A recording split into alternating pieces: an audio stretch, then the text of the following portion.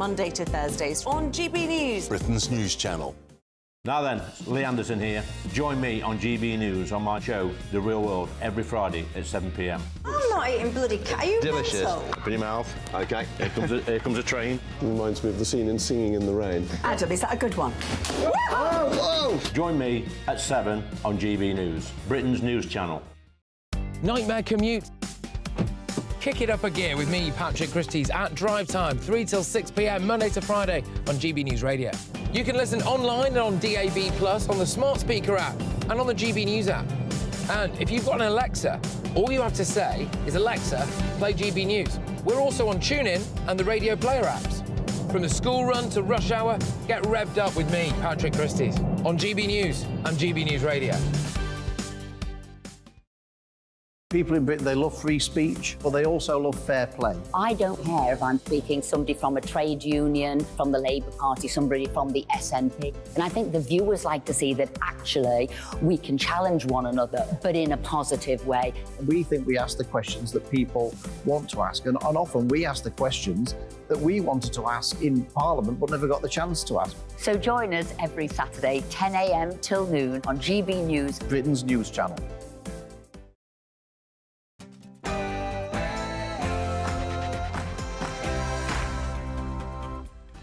It's 9 o'clock. Happy Friday, one and all. The weekend starts here. On television, on radio and online, in the United Kingdom and across the world, this is Mark Dolan Tonight. In my big opinion, Rishi Sunak must keep his straight-talking Home Secretary Suella Braverman, who speaks for millions. If she goes, so does any chance of winning the next election. My Mark Meets guest is the hugely popular local radio DJ Alex Dyke, who was axed by the BBC in what he says was a drive for diversity. As a man of a certain age, he doesn't feel he fits in anymore or tick any boxes. He tells his shocking story about being dumped by the BBC, like so many of their other older stars. In the big story, will Suella survive the weekend? I'll be asking her number one fan, leading Conservative MP Michael Fabricant, who'll be making the case for Britain's most talked about politician. In my Take at 10, my first full on-air reaction to the stunning news that Nigel Farage looks to be heading to the jungle. Not for the first time, he will prove the doubters wrong.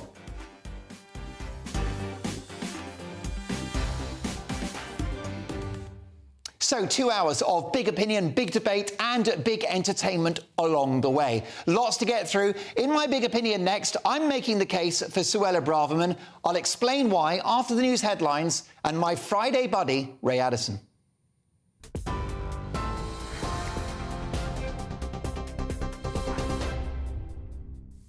Thanks, Mark. Good evening. Our top stories tonight. The Home Secretary has expressed her full backing for the Met Police ahead of the armistice weekend. During a meeting with Sir Mark Rowley, Suella Braverman told the police chief she was confident that any criminality will be dealt with robustly. The force says an exclusion zone will be in place, covering areas including Whitehall and Horse Guards Parade, effectively banning those on pro-Palestine marches. They've also admitted it's likely that officers will have to use force. Meanwhile, counter-protesters will be allowed into the area around the cenotaph, which will have a 24-hour police presence. Well, Ms Braverman's comments come as Rishi Sunak faces continued calls to sack the Home Secretary. She defied Downing Street by writing an article accusing the police of, quote, playing favourites with pro-Palestinian protesters. Number 10 said it didn't sign off on the article. The Police Federation, which represents rank-and-file officers in England and Wales, said it was unacceptable for Ms Braverman to publicly attempt to tamper with the operational independence of policing. 2 teenagers have been charged with racially aggravated criminal damage after Free Palestine was sprayed onto the cenotaph in Rochdale. One has also been charged with theft after poppy wreaths were taken from the base. Detective Chief Inspector Stuart Round said the damage has caused emotional distress in the local community. Israel's military says more than 100,000 Palestinians have moved from North to South Gaza in just 2 days. Tens of thousands are thought to have made the journey today after the Israel Defense Forces opened an evacuation corridor. The deadline for that is now over. It's not clear when the next pause in fighting will begin. NatWest has scrapped about £7.6 million in potential payments to Dame Alison Rose over her role in the Nigel Farage debanking scandal. The former chief executive had been in line for an exit package of more than £10 million, but the board is now only giving her around 15% of that. Dame Alison says she's pleased the bank cleared her of misconduct. But GB News presenter Nigel Farage says she failed in her duties.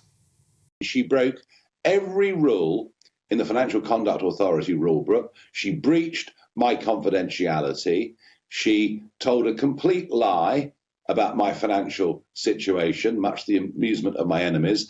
I was then forced to publish a subject access request, which contained a lot of very unpleasant and indeed deeply defamatory comments about me. And I had to do that to prove that the real reason I'd been debanked was because my views did not align with those of the bank. Well, this is GB News across the UK on TV, in your car, on digital radio and on your smart speaker by saying play GB News. Now let's get back to Mark.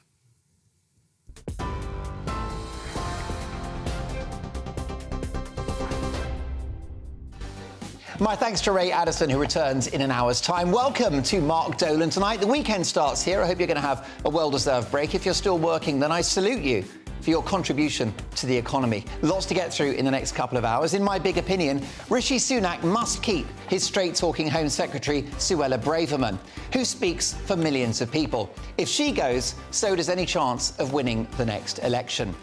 In the big story, will Suella survive the weekend? I'll be asking her number one fan, leading Tory MP Michael Fabricant, who'll be making the case for Britain's most talked-about politician. My Mark Meets guest is the hugely popular local radio DJ Alex Dyke, who was axed by the BBC in what he says was a drive for diversity. As a man of a certain age, he doesn't feel he fits in anymore, and he doesn't tick boxes. He tells his shocking story about being dumped by the Beeb, like so many other older stars. In my Take at 10, my first full on-air reaction to the stunning news that Nigel Farage looks to be heading to the jungle. I've been talking to ITV insiders, and I'll bring you the latest. But if he does go in, not for the first time, Nigel will prove the doubters wrong. Is Britain now in the grip of religious extremism, and will the authorities be dealing with these marches for the foreseeable future? I'll be asking the formidable political commentator Christine Hamilton, who is, of course, my brilliant newsmaker tonight. Christine was in the series of Celebrity, I'm a Big Brother, whatever you hell call it. I'm a Celebrity? Who knows? I don't watch these shows. But she was on the first one. She'll give her verdict on how Nigel will fare in Australia. We've got tomorrow's front pages at 10:30 sharp with three top pundits, and I say top tonight. The pedigree, the quality we have for you. They haven't been told what to say and they don't follow the script. This evening, TV and radio presenter Mike Parry, showbiz journalist Stephanie Tecci, and author and campaigner Chris Wilde. Wild by name, wild by nature. Tonight, I'll be asking the pundits how far should the police go to protect the Armistice Day Memorial tomorrow. And joining the pundits to discuss that will be former top cop Kevin Hurley.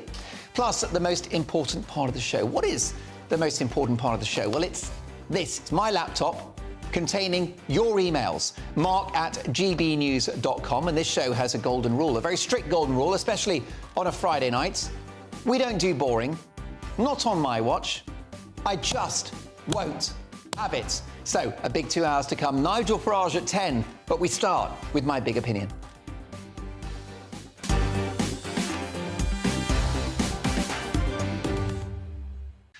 What are the worst crimes imaginable? Burglary, assault, murder? Well, that's nothing compared to speaking the truth and expressing views shared by millions. Enter stage left, a straight-talking Home Secretary in Suella Braverman, who faces the sack for daring to point out the wild inconsistencies of the police's treatment of protesters.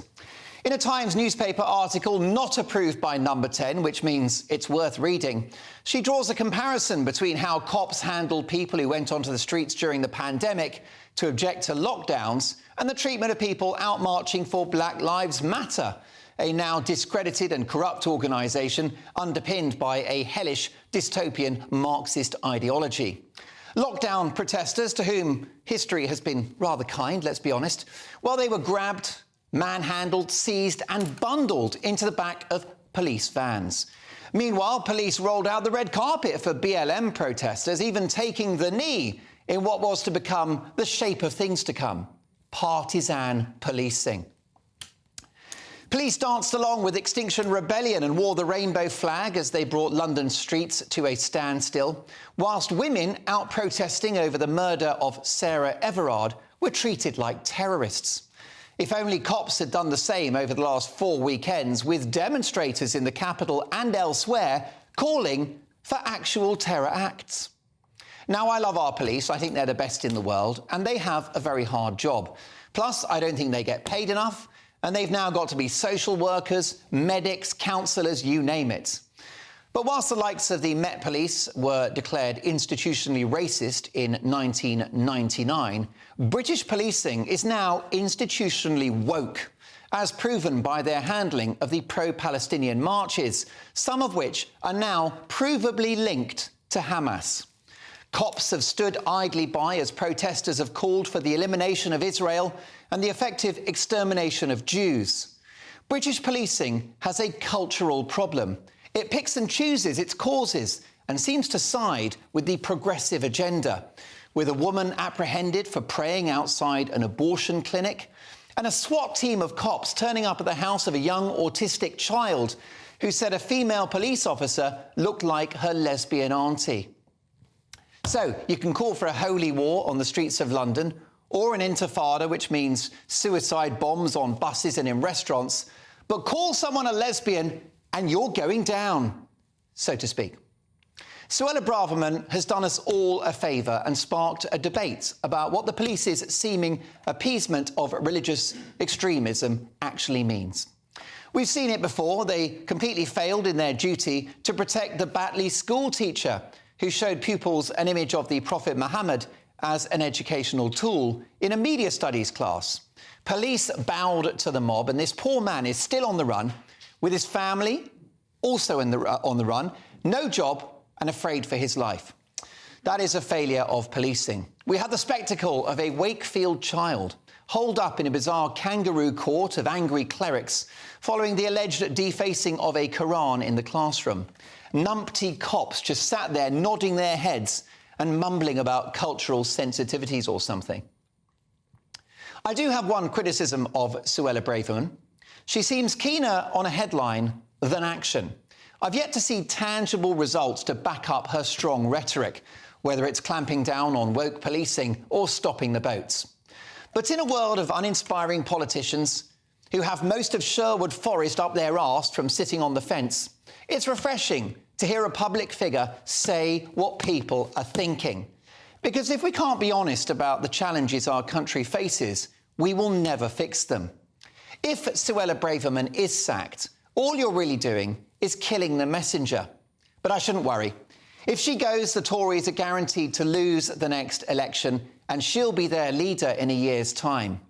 One way or another, Braverman will be rewarded for her bravery.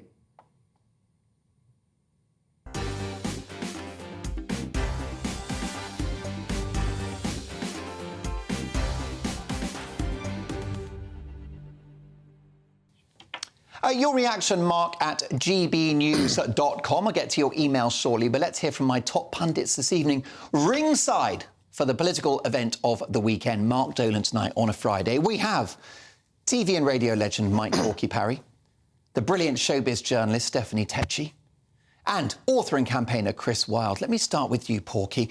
First of all, your thoughts about Suella. Should she stay or should she go? No, she should stay. I think you've been a bit harsh on her, actually, in your monologue there, saying that she's looking for a headline rather than action.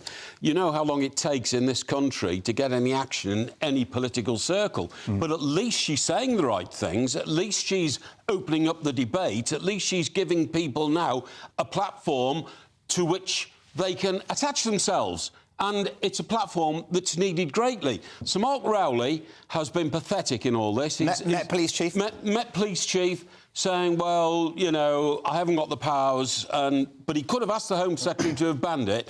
He's been telling us all week, my intelligence tells me there isn't going to be serious disruption on Saturday or Sunday. Why then has he imported another 1,000 police officers into the capital from all around the country to give us an army of 2,000 policemen in London, in the capital, this weekend. Largest number of police have been in the capital for about 20 years, if he doesn't think there's going to be a problem, because he knows the possibility of problematic situations over this weekend are very high. As for the other side, the people who are undertaking these demonstrations, could they not have been decent for 2 days and said, look, we're having these protests because we believe in what we're talking about from the Middle East? Yeah, this is Britain. The cenotaph is the most sacred monument we have, and Remembrance Weekend is our most sacred and easily most endearing challenge. It really is. It really, brilliantly put, Mike. Unfortunately, I do agree with you, Mike, but unfortunately, it's not sacred to these demonstrate to the people who want to protest. It's sacred to this country. It's sacred to this country, but it's not sacred to the people who want to protest tomorrow. And that is also a big majority. I agree. Thousands of people. Should the law make it sacred? Should it be protected in the calendar? No, because we don't have this issue every year. It's not even happened yet. At the moment, what we have is we have a big war that's taking place in Israel and Palestine. That's why people are marching to the streets. We didn't have this problem last year. People have spent the past month watching these horrific images. Why can't they give it up for one weekend, Steph? They've been doing it for the 4 past weekends now. Why can't they say, we live in this country, when people come here, they should adopt the rights and the beliefs of the intrinsic population I of the wouldn't go United to France Kingdom. and disturb Bastille Day. Yeah, absolutely. Or 4th of July in America. What I'm saying is, if you come here, you've got to try and adopt. OK, well, Stephanie, what do you think? I don't think these, Come back to you, Mike. these special days, which are sacred, are usually... The boat is not usually rocked. But because of what's going on in the world, all we hear now is people calling for a ceasefire. And they're not going to stop just because it's a sacred day for the country. Why not? Why don't they respect our values in this country? Sharing Mike's view, I think they're showing their true colours, which is they've got no respect for the war dead. It's not happened yet, so stop it. And she doesn't speak for everyone. She doesn't speak for me, right? Her poisonous rhetoric is causing problems. It's stirring the fire, right? And it's not about what's being said. It's about who said it. Yeah. She's got a position of power. And as Lord Hayward said today, it's not. She shouldn't be causing division. She should be bringing people together. How's she causing division? Well, why isn't she going back to calling the police biased? And to a be biased honest, police do you not think they were... looked at the evidence of it's the not way about that... 100,000 protesters last week, 30 arrests. Yeah. 30 arrests. Have You're you a looked journalist, at the way you know that. police... when they police demonstrations, have you looked at the way they police demonstrations? The way you're talking, so BLM versus lockdown protesters. They give out cups of coffee to protesters who are trying to stop that kind of traffic is on the King's Highway. OK, well, look, Chris, last word on this before we come back to it later with the papers. The last word on it is, calling the police biased is bad enough. The police have a hard enough time as it is. It's a time for unity, not division, and we've got to stick together. You can't have unity if half the people on that march want to see the eradication of a country in the Middle East. No, but you have to say, Mike, that Suella's got a bit too big for her boots. She needs to be whittled down. That could be the line of the day. Is Suella now... for her boots. There you go. You see, this is why we pay Stephanie the big bucks, because that is the question of the night. Is Suella too big for her boots? Let me know what you think. Mark at GBNews.com. We'll return to this with my pundits at 10:30 with the papers. But coming up next in the big story, will Suella survive the weekend? I'll be asking her #1 fan, leading Conservative MP Michael Fabricant, who will be making the case for Britain's most talked about politician. See you in 2.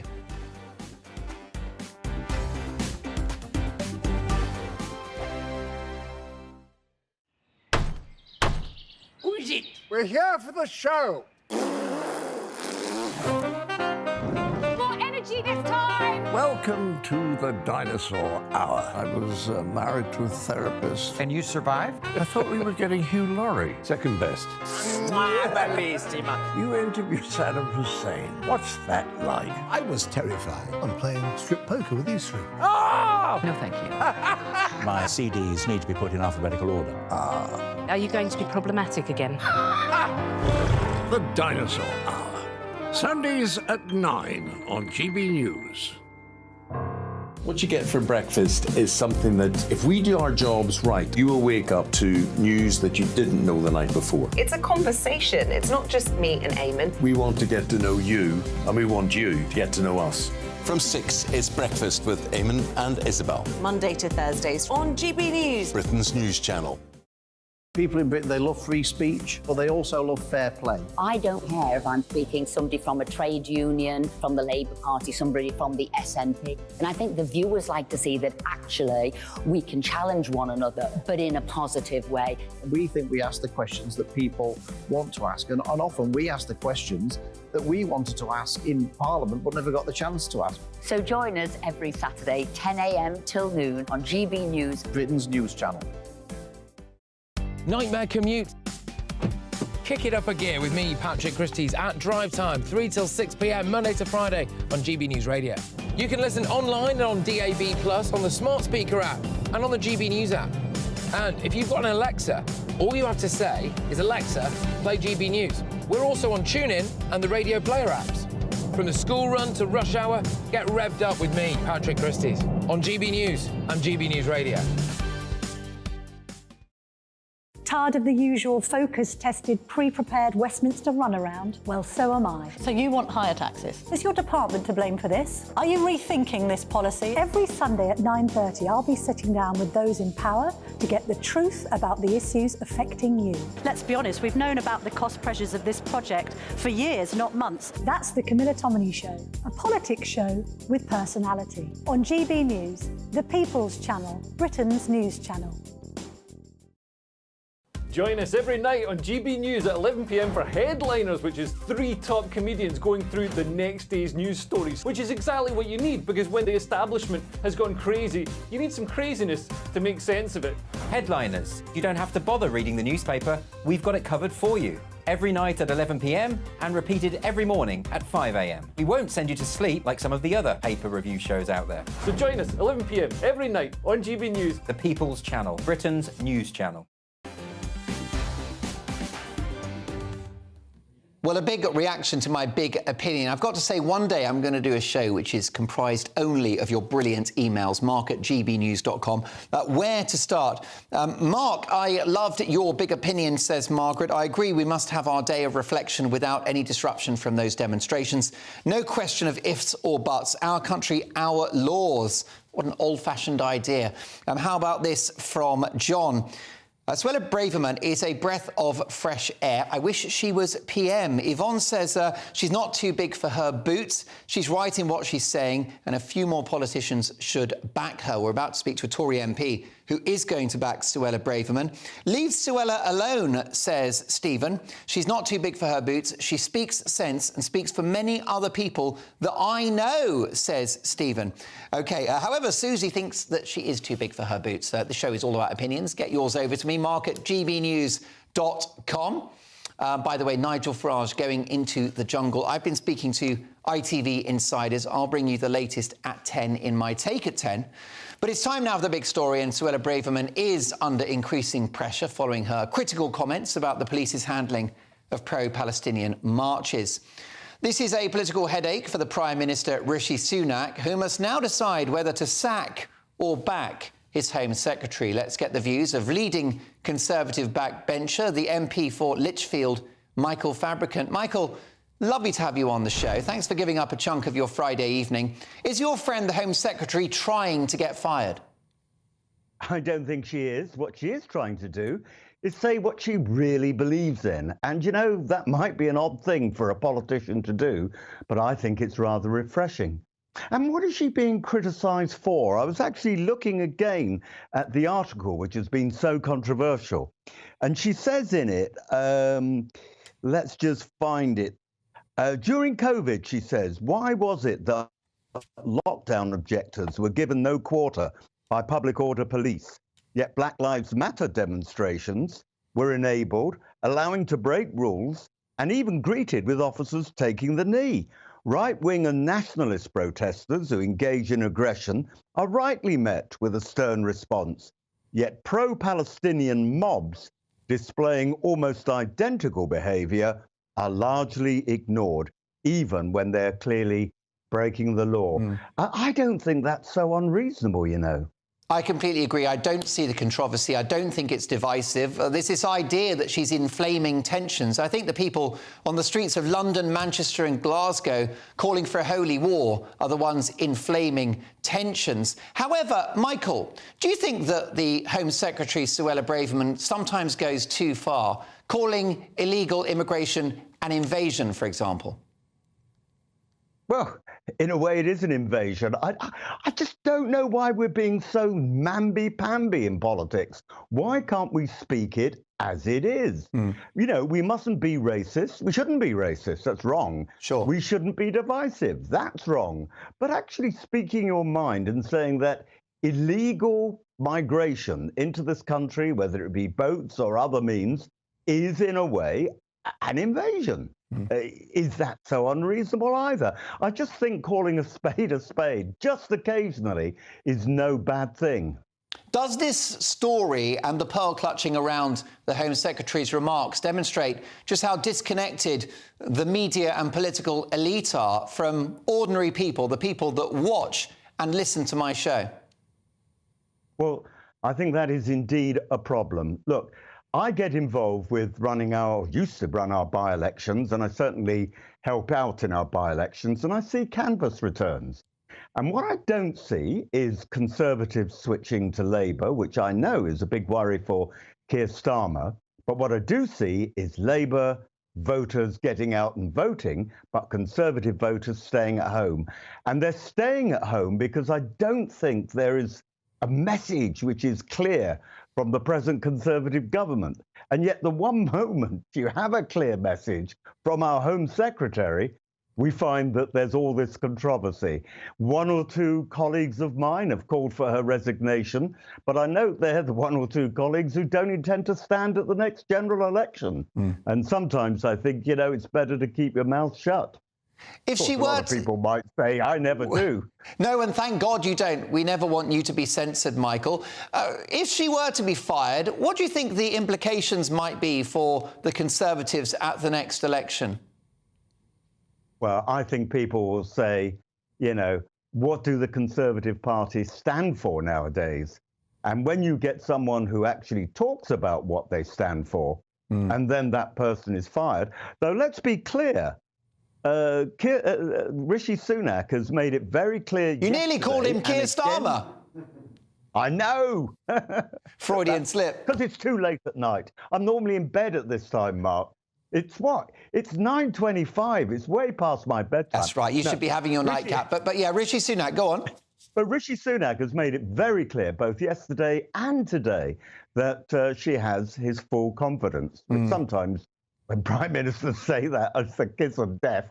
But I think he does mean it on this occasion. However, yes, I mean, it has caused... Yes, so sorry to interrupt you, Michael. Apologies, the line's not the best. But can I just ask you, some would argue that this article she wrote in The Times is not helpful to the Met Police, who have got a big job on their hands this weekend, that they need her support rather than, you know, this criticism, this onslaught. Well, I think, you know, she just feels utterly frustrated with the Met Police. And I think a lot of the general public feel about that too, because, you know, it's not just the Palestinian demonstrations that we're having.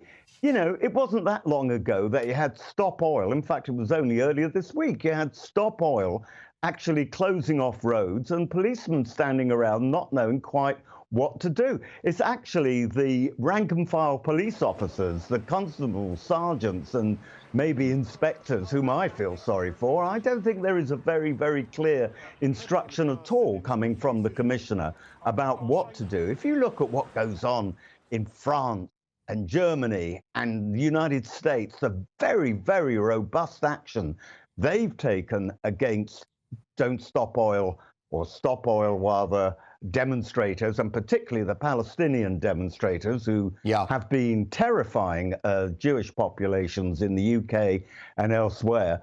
If you look at what those countries are doing, it does seem in stark contrast to the rather namby-pamby approach which the Commissioner seems to be taking to policing in London. And of course, the Mayor of London, Sadiq Khan, who is actually nominally in charge of the police, He's barely said a word about it. Briefly, Michael, before we let you get to that large glass of Cabernet Sauvignon, can I ask you, do you think that Suella Braverman could one day be the leader of the Conservative Party, and would she make a good Prime Minister? Because many of my viewers and listeners are emailing me to say that they'd love her to be PM. Well, there's no vacancy at the moment, and I don't expect there will be a vacancy at the moment. But look, there are some very, very good people at the top of government in the Conservative Party, and Suella Braverman is certainly one of them. So, you know, I wouldn't say no to her. Michael, I'll quote you on that. I'll take that out of context and put that on the Christmas reel. Have an excellent weekend, and we'll catch up soon, Michael. Take care. Brilliant stuff. A fascinating conversation. Your reaction, mark at gbnews.com. Would Suella Braverman be a natural replacement for Rishi Sunak further down the line?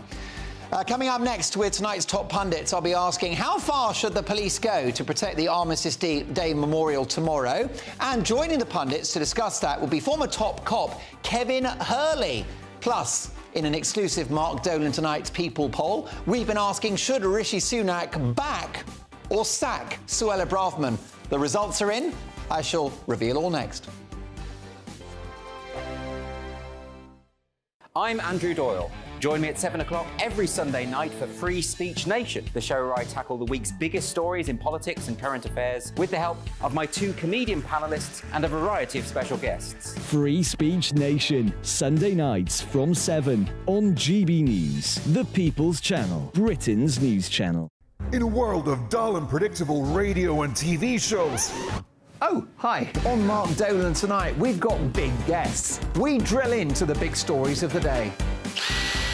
The show adds up to a brilliant listening and viewing experience. Mark Dolan Tonight is the most entertaining current affairs show ever, and that's a fact.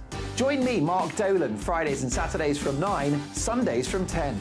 Only on GB News, the People's Channel, Britain's news channel. There's only 3 people you can trust in life. Your doctor, your lawyer, and your nana. I'm not sure. So join me, Nana Aquare, at 3 p.m. every Saturday and Sunday, where we discuss the biggest topics of the weekend. Be ready for battle. Could you be quiet? What is this? It's my new teeth. It's your new teeth. I don't bite. Well, not without a good reason. Always honest, always fun. Every weekend at 3 p.m. on GB News, the People's Channel, Britain's news channel. So Jubes and Kerr, we tackle the issues of the day with real, robust debate, both sides of the fence, battling it out with me in the middle with my forthright opinions and views. And often really interesting things happen because you start with a position and then by the end of the debate you find actually, well, I might not have thought about that one. What we need in this country is 2 new political parties. You should maybe think about doing a 2024 calendar. I'm Michelle Dewberry and I'm keeping you company right through until 7 o'clock this evening. GB News, the People's Channel, Britain's watching. Join us every night on GB News at 11 p.m. for Headliners, which is 3 top comedians going through the next day's news stories, which is exactly what you need, because when the establishment has gone crazy, you need some craziness to make sense of it. Headliners. You don't have to bother reading the newspaper. We've got it covered for you. Every night at 11 p.m. and repeated every morning at 5 a.m. We won't send you to sleep like some of the other paper review shows out there. So join us 11 p.m. every night on GB News, the People's Channel, Britain's news channel. Who is it? We're here for the show. More energy this time! Welcome to the Dinosaur Hour. I was married to a therapist. And you survived? I thought we were getting Hugh Laurie. Second best. Bellissima. You interviewed Saddam Hussein. What's that like? I was terrified. I'm playing strip poker with you 3. Oh! No, thank you. My CDs need to be put in alphabetical order. Are you going to be problematic again? The Dinosaur Hour. Sundays at 9 on GB News.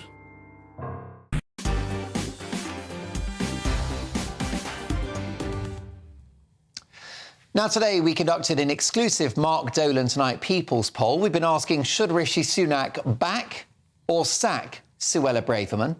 Well, the results are in. 84% say the PM should back Suella. 16% say she should go. Reacting to the big stories of the day, my top pundits this evening, ringside for all the action, we have TV and radio star Mike Porky Parry, legend of Fleet Street, of course, as well. Top showbiz journalist Stephanie Tetchy, queen of all media. And very good friend of mine, brilliant best-selling author and campaigner Chris Wilde. Now, the latest pro-Palestine march is set to go ahead tomorrow, clashing with Armistice Day. Thousands of people will try to participate in the remembrance events to pay their respects to those who lost their lives in World War I and II. However, they may face disruption. Despite calls from the Met Police to cancel the pro-Palestinian marches, the Met's Commissioner, Sir Mark Dolan, has decided to give it the green light. So what problems could the police face tomorrow and how should they tackle them? Well, I'll bring my pundits in just a second. But first up, let's speak to former Detective Chief Superintendent at the Met Police, Kevin Hurley. Kevin, they've got one hell of a job on their hands tomorrow. Yes, they have, and there are many problems that they will have to plan for. The pro-Palestinians are just one of them. Of course, terrorism is going to be one of them. There'll be others, extreme right-wingers, wanting to get involved on the act, various Extinction Rebellion, Let's Stop Oil, people deciding they want to join in as well. For that reason, the Met have got some extra help that they've brought in 1,000 extra public order trained officers from around the country to support probably several extra thousand police officers who've been kept on duty and held in reserve for whatever the events will occur. Because the thing about tomorrow is that's not the main Remembrance Day event, and the main Palestinian march is planned for tomorrow, which is not scheduled to go anywhere near the cenotaph. The police have got well worked out contingency plans. They do it every year, and they will close off Whitehall at both ends to make sure those people who come to the cenotaph, i.e. the war widows and so on tomorrow, to pay their respects are not interfered with, as they will do on Sunday. I mean, a couple of things I would throw in here is, and people need to get it in perspective. Everyone wants the police to get stuck in. Some people want them to even batter some of the people who perhaps views are different to the views that others have got. The problem you've got is the use of force by our police officers is done at the individual level. Everyone's got cameras on them. Everyone's got body cam on the police. And the police officers know that they will be judged in hindsight, a year, 2 years later, by the Independent Office of Police Conduct, which means that any single incident could be taken out of context, which is seen by some as going too far, will result in them either losing their jobs or being sacked. I personally think police tactics, I think these tactics need to move forward and stop using the classic system they use now, which is put human being against human being in public order events, and start to do that which is done on the continent, which you mentioned earlier, which is bring in the use of water cannon and public order size pepper sprays and so on that keep the crowd distant from the police and avoid physical contact, because it is the physical contact that results in the greatest number of injuries to the police and the demonstrators. And for some reason in this country, everybody says, oh, water cannon, they're terrible. And even though I must say one of the great things Boris did do was bring them in, what we did then is Theresa May blocked them and Mayor Khan sold them off. So as a result of Labour politicians on one side and Tory politicians on the other side, police have not got the equipment which was deemed necessary after the 2011 riots to ultimately control severe disorder. I've got to say, Boris was a decent mayor. We can debate his premiership, but he did well in London. Kevin, stay with me, and let's bring in my top pundits this evening. We've got Mike Parry, we've also got Chris Wilde and Stephanie Tetchy. And if it's possible, Jonathan, let's have everyone, because I really want to have a bit of a Cobra meeting on this one, because I just worry, Mike Porky Parry, if things really kick off tomorrow, this is going to be a problem not just for the Met Police, but really the reputation of this country. Well, you say the reputation of this country. One of the reasons this is happening tomorrow is we are the most tolerant country in the world. Everybody knows that. Why do people come to this country? Because we're tolerant, we're forgiving, we want to embrace people from other lands. That's where we are. Now, Sir Mark Rowley, in my view, talking to an expert here from the police who calls with us, I think is trying to get a better perspective of the way the police should work. But he's had to follow Dame Cressida Dick, 4 or 5 years of her, and she basically, I think, turned the Metropolitan Police into a sort of social services outfit. Yeah. And when policemen could come and knock on your door and say, we've seen an email or we've seen a tweet, we regard it as a hate crime, those same policemen need to be trained that if they hear somebody on the streets of London chanting jihad or from the river to the sea, that is a hate crime, and anybody who is espousing that should be arrested. Now, Kevin, I wish our police officers, men and women serving our country, of course, in our cities every day. I love the cops. I mentioned it in my big opinion. How bad could things go horribly wrong tomorrow? What's the worst-case scenario, Kevin? Well, I mean, first off, it's quite right if people... That is a hate crime, chanting things like from river to the sea, because it means kill off all the Jewish people in Israel, which is an insult to most Jews in the UK. The problem with the idea of they should be arrested, and I am someone who's not only tried to arrest people in large crowds and actually done it, is it's easier said than done. Because, of course, it takes 3 or 4 people to minimum to drag someone out of the crowd, and then another 20 or 30 facing outwards like an outward-facing rugby scrum to fight your way out of the crowd, none of which look good. Then the riots develop. People try to free them. The police will be driven back, and it will get very bad. I think we've got 2 issues here to deal with, specifically with the pro-Palestinians, and that is because much of the group will be young Muslims. They get very excited and believe that this is their chance to strike a blow for Islam by fighting back at what they think of the law, the force of law and order. So they will get very naughty indeed if arrests are made. And secondly, once it gets on social media, it can also be seen as a driver to drive Islamist-type terrorist actions by alone in the UK. And again, because our police are broadly unarmed, we remain extremely vulnerable to people running amok with knives and so on, as we've seen in the past. So, yes, they should be arrested, but it's far harder to do it in reality, particularly when the police officers on the ground are actually quite scared for the safety of their jobs. It sounds like modern... Yeah, Kevin, it sounds like modern Britain is unpoliceable based upon what you've said. Chris Wilde, you've been shaking your head there. What do you think about this? Kevin, just firstly, respect to the police force. They do a great job and it's incredibly difficult. I know a lot of police officers, they're quitting their jobs because they're scared to police these days. I'm not comfortable with the language of young Muslims are going to get excited and cause a problem, because I don't think that's the case at all. The police have an arduous job tomorrow. I think the most dangerous thing out of all this is language, our language, professional language. And saying that young Muslims are going to be going out there to cause deliberate problems is wrong, and that's the danger here. But what about their language and what about their behaviour that we've seen for the last 4 weekends, Chris? Hang on a minute. What percentage of that, Mark? Give me some stats here. I don't have the stats, but too many. Enough that you could hear people chanting for a jihad, which is a holy war, and calling for an intifada, which means suicide bombs in restaurants and on buses.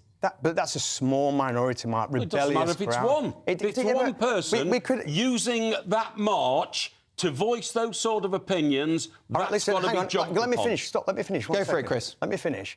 Yes, if that kind of language is used and it's deemed to be... It has been used. Hang on 1 second. And it's deemed to be a risk, yes, they should be arrested. But what we're doing is scaremongering. We're already predicting or preempting, but that's going to be the case. But we don't know. Interesting, Kevin. Briefly, Kevin. Chris raises an interesting point. Are we talking ourselves into this crisis?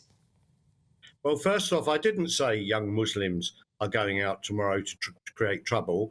What I said is because there will be a number of young Muslim men there and young Muslim women, such is their passion for their religion, that they will potentially overreact to arrests against people shouting from the river to the sea and so on as an attack on Islam, because they are likely, because we see it all the time, to act irrationally. So be clear, I didn't say they're going out as young Muslims to make trouble. I said that the way they react to their belief system could drive them to extreme violence, because we see it quite often. And as you say, Kevin, videos of the police being heavy-handed will be weaponised and used as propaganda potentially on social media.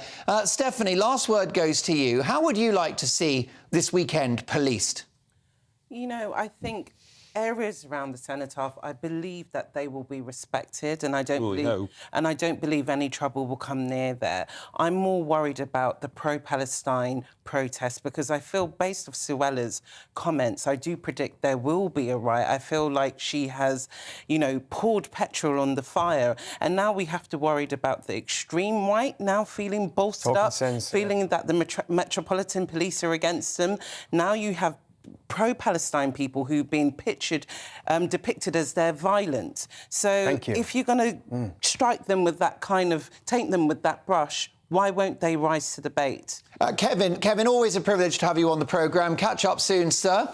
Former Detective Chief Superintendent at the Met Police, Kevin Hurley.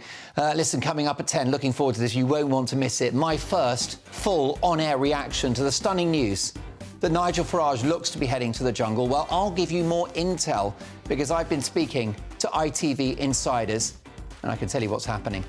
Let me tell you, if he goes into the jungle, he will prove the doubters wrong. But first, my Mark Meets guest is the hugely popular local radio DJ Alex Dyke, axed by the BBC in a diversity drive.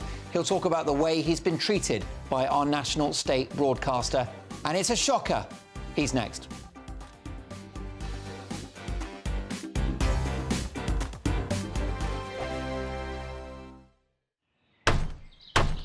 Who is it? We're here for the show. More energy this time! Welcome to the Dinosaur Hour. I was married to a therapist. And you survived? I thought we were getting Hugh Laurie. Second best. Bellissima. You interviewed Saddam Hussein. What's that like? I was terrified. I'm playing strip poker with these three. Oh! No, thank you. My CDs need to be put in alphabetical order. Are you going to be problematic again? The Dinosaur Hour. Sundays at 9 on GBNews. Tired of the usual focus-tested, pre-prepared Westminster runaround? Well, so am I. So you want higher taxes? Is your department to blame for this? Are you rethinking this policy? Every Sunday at 9:30, I'll be sitting down with those in power to get the truth about the issues affecting you. Let's be honest, we've known about the cost pressures of this project for years, not months. That's the Camilla Tominey Show, a politics show with personality. On GB News, the People's Channel, Britain's news channel. Join me, Patrick Christie's, Monday to Friday, 3 till 6. We tackle the day's news agenda like you've never seen before. It's high tempo, high octane, the most controversial topics and the best guests. You will not be able to take your eyes and ears off it. I'm not afraid to ask the questions that you really want answered. 3 till 6 p.m, Monday to Friday on GB News, the People's Channel, Britain's news channel. Now then, Lee Anderson here. Join me on GB News on my show, The Real World, every Friday at 7 p.m. I'm not eating bloody cat. Are you delicious. mental? Open your mouth. OK, here comes a train. Reminds me of the scene in Singing in the Rain. Adam, is that a good one? Whoa! Join me at 7 on GB News, Britain's news channel. I'm Andrew Doyle. Join me at 7 o'clock every Sunday night for Free Speech Nation, the show where I tackle the week's biggest stories in politics and current affairs with the help of my 2 comedian panellists and a variety of special guests. Free Speech Nation, Sunday nights from 7 on GB News, the People's Channel, Britain's news channel. GB News, unlike other broadcasters, isn't obsessed with the London-Westminster bubble. We think there's a nation beyond the M25, and that's why we talk about the issues that matter across the land. Join me on State of the Nation, 8 to 9 o'clock, Monday to Thursday, on GB News. Daisy's listening, and you should too. In a world of dull and predictable radio and TV shows, Oh, hi. On Mark Dolan tonight, we've got big guests. We drill into the big stories of the day. The show adds up to a brilliant listening and viewing experience. Mark Dolan Tonight is the most entertaining current affairs show ever, and that's a fact. Join me, Mark Dolan, Fridays and Saturdays from 9, Sundays from 10. Only on GB News, the People's Channel, Britain's news channel.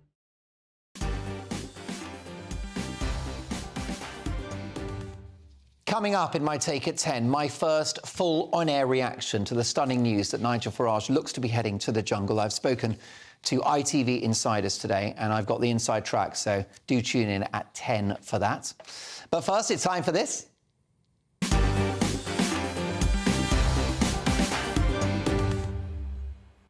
Yes, it's time. Excuse me, I'm going to clear my throat, which is embarrassing because I've got a great broadcaster with me. There you go. It's not COVID, I promise.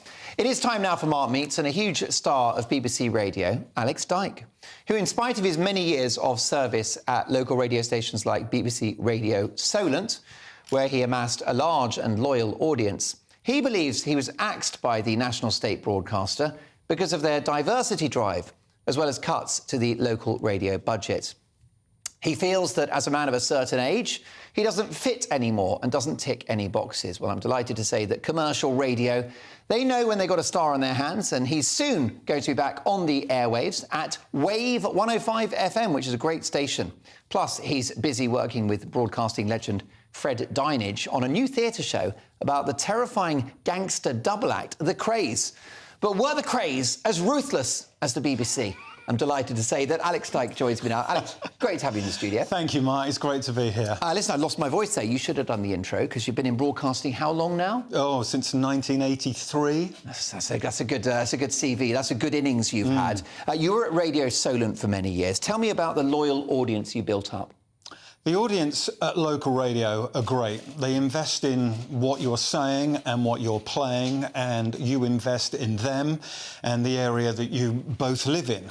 It's very important, BBC Local Radio. When you think of all of the listeners, well, the majority of listeners are over 55. These are people that have been paying their licence fee for years and years and years, and they want something for it. And not only just BBC One and BBC Two and Radio 4 and all the other great stations the BBC provide, but they are very loyal to BBC Local Radio, and a lot of them are upset at the moment. Indeed. I mean, first of all, there are brilliant broadcasters of your calibre on BBC Local Radio. It's a great feeding ground for new talent as well.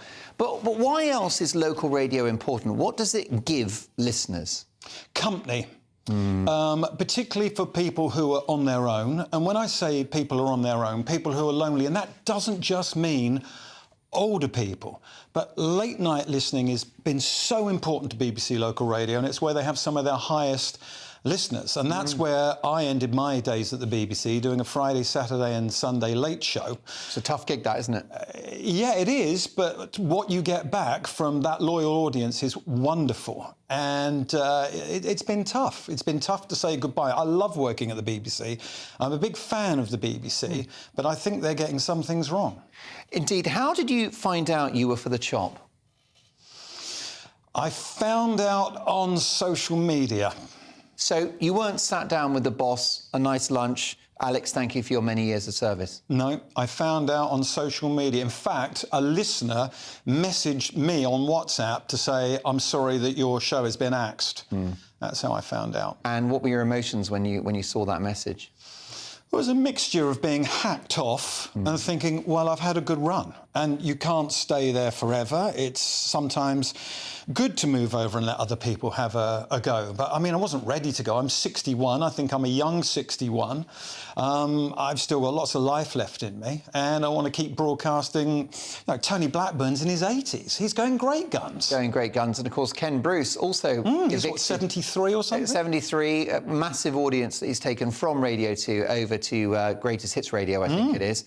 I don't think he was axed by the Beeb, but there was some question about whether they renewed his contract. It just sort of... It feeds a perception that the Beeb doesn't value older broadcasters. Is that fair? I think that's true of many broadcasters, but I think the BBC are really good with diversity and all of the stuff that's going on now, because the media, the world has changed so much in the last 5 years, Mark, hasn't it? Yeah. But I think the one thing the BBC aren't great at is when it comes to ageism. Yeah, so they've got sorted out all the other isms, which is good news. Yeah. But people of a vintage are perhaps cast aside. I mean, we have seen that across local radio, because there's people actually older than you, because you're like a spring chicken compared to some of your colleagues. There's a few older but across local radio, plenty of older voices have come off air. And indeed, Radio 4, Radio 3 seems to be a pattern to me. Yeah. And in America, they seem to celebrate when you get to that age. If you were like the legendary Regis Philbin, they would celebrate it. And Walter Cronkite, these people are untouchable. David Letterman, I mean, he decided to retire. They didn't retire Johnny him. Carson. Yeah. You know, they decided when they would go because they had great ratings. And what's upset me is I had great ratings. This is the problem, and that's why it's so political now, that it's about an agenda rather, in my opinion, than about gathering an audience. What are your thoughts about the future of the BBC and the licence fee? Because I understand you've not come on here to bash the Beeb, and I haven't either. I think it's got a great legacy, and there are many millions of happy viewers and listeners still. But what about that licence fee? What about the future of the organisation? I had a great idea for this afternoon, for this evening, but I lost my prop this afternoon. It was a mug of coffee. I was going to come in with either a Starbucks mug or a Costa mug, and I was going to say, this is how much the BBC costs you a week. In fact, it's less than this. This is how much the BBC costs you. It's great value, but I think we need to be doing something on radio and on television for the over 55s, because I don't think they are being served very well. And also, perhaps for people that aren't all that politically correct, maybe they could have some programming on the BBC. Naughty comedy that we used to have back in the day, like Monty Python or Little Britain, or The Office even, which these days probably couldn't be made. Yeah, the BBC has gone PC, hasn't it? Yeah, and look at Clarkson's Farm. Look at what he did with one series of that compared to 30 years of Countryfile on the BBC. He probably, just by being himself, he probably did more for farming than the BBC did with Countryfile. What a brilliant point. Two things to get to. I want to quickly, the radio show, congratulations on the new gig. When does it start? Well, I'm just doing some Christmas fill-ins on a great radio station in the south with a massive Wave 105. Wave 105, great station. That's great. So I'm going to do some Christmas fill-ins. I haven't got a permanent gig there, but I'm going to be very busy with this theatre show with Fred Dyke. Well, that's it. Well, look, I'm sure you'll go full-time at Wave at some point, but what about this? Now, the Krays, the most terrifying gangster twins in history, and you're working on a theatre show with ITV legend Fred Dyke. Yeah, Fred's the official autobiographer for the Krays. The show's called Ronnie, Reggie and Me. I sit down and just get all those stories out of Fred. He's got some wonderful stories. Yeah, I mean, the Krays were intelligent, they were good-looking, they were sort of popular culture icons, weren't they? But pretty bad men. I mean, what was the worst they got up to? Well, they both committed murder. Yeah, they both committed one murder each. And then, of course, they terrified a community, I suppose. Yeah. Yeah, they did, but there's so much romance. I mean, you've only got to look at the prime-time dramas on television. There's so many documentaries and dramas about murder. People are they can't get enough murder. And the Krays were loved and respected by many in their community too. Many argued they felt safer with the Krays around. So exactly. It works both ways, doesn't it? Can I just say that the BBC's loss is Wave's gain, GBNews' gain as well. So will you come back and see us again soon? I'd love to, Mark. Brilliant stuff. Alex Dyke, there you go. I mean, honestly, folks, in his prime, let me tell you. Fantastic stuff. We've got so much more to come. Let me tell you, the 10 o'clock hour awaits. Could it be true? Is Nigel Farage on his way into the jungle? Well, I have been speaking to ITV insiders. I've got some very, very good contacts. And I've got the answers. So I'll give you the steer on whether Nigel is heading to Australia in just a few minutes' time. It's my take at 10. You're going to love it. So get the kettle on. Your Friday night starts here. This is Mark Dolan tonight. See you in 2 shakes of a lamb's tail.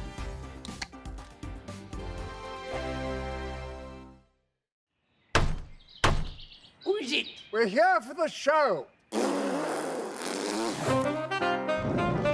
This time! Welcome to the Dinosaur Hour. I was married to a therapist. And you survived? I thought we were getting Hugh Laurie. Second best. Bellissima. You interviewed Saddam Hussein. What's that like? I was terrified. I'm playing strip poker with these three. Oh! No, thank you. My CDs need to be put in alphabetical order. Are you going to be problematic again? The Dinosaur Hour. Sundays at 9 on GBNews. What you get for breakfast is something that, if we do our jobs right, you will wake up to news that you didn't know the night before. It's a conversation. It's not just me and Eamon. We want to get to know you, and we want you to get to know us. From 6 is Breakfast with Eamon and Isabel. Monday to Thursdays on GBNews, Britain's news channel. People in Britain, they love free speech, but they also love fair play. I don't care if I'm speaking somebody from a trade union, from the Labour Party, somebody from the SNP. And I think the viewers like to see that actually we can challenge one another, but in a positive way. We think we ask the questions that people want to ask, and often we ask the questions that we wanted to ask in Parliament but never got the chance to ask. So join us every Saturday, 10 a.m. till noon on GB News, Britain's news channel. Nightmare commute. Kick it up a gear with me, Patrick Christie's, at drive time, 3 till 6 p.m, Monday to Friday on GB News Radio. You can listen online and on DAB+, on the smart speaker app, and on the GB News app. And if you've got an Alexa, all you have to say is, Alexa, play GB News. We're also on TuneIn and the Radio Player apps. From the school run to rush hour, get revved up with me, Patrick Christie's, on GB News and GB News Radio. Tired of the usual focus-tested, pre-prepared Westminster runaround? Well, so am I. So you want higher taxes? Is your department to blame for this? Are you rethinking this policy? Every Sunday at 9:30, I'll be sitting down with those in power to get the truth about the issues affecting you. Let's be honest, we've known about the cost pressures of this project for years, not months. That's the Camilla Tominey Show, a politics show with personality. On GB News, the People's Channel, Britain's news channel. Join us every night on GB News at 11 p.m. for Headliners, which is 3 top comedians going through the next day's news stories, which is exactly what you need, because when the establishment has gone crazy, you need some craziness to make sense of it. Headliners. You don't have to bother reading the newspaper. We've got it covered for you. Every night at 11 p.m. and repeated every morning at 5 a.m. We won't send you to sleep like some of the other paper review shows out there. So join us 11 p.m. every night on GB News. The People's Channel, Britain's news channel.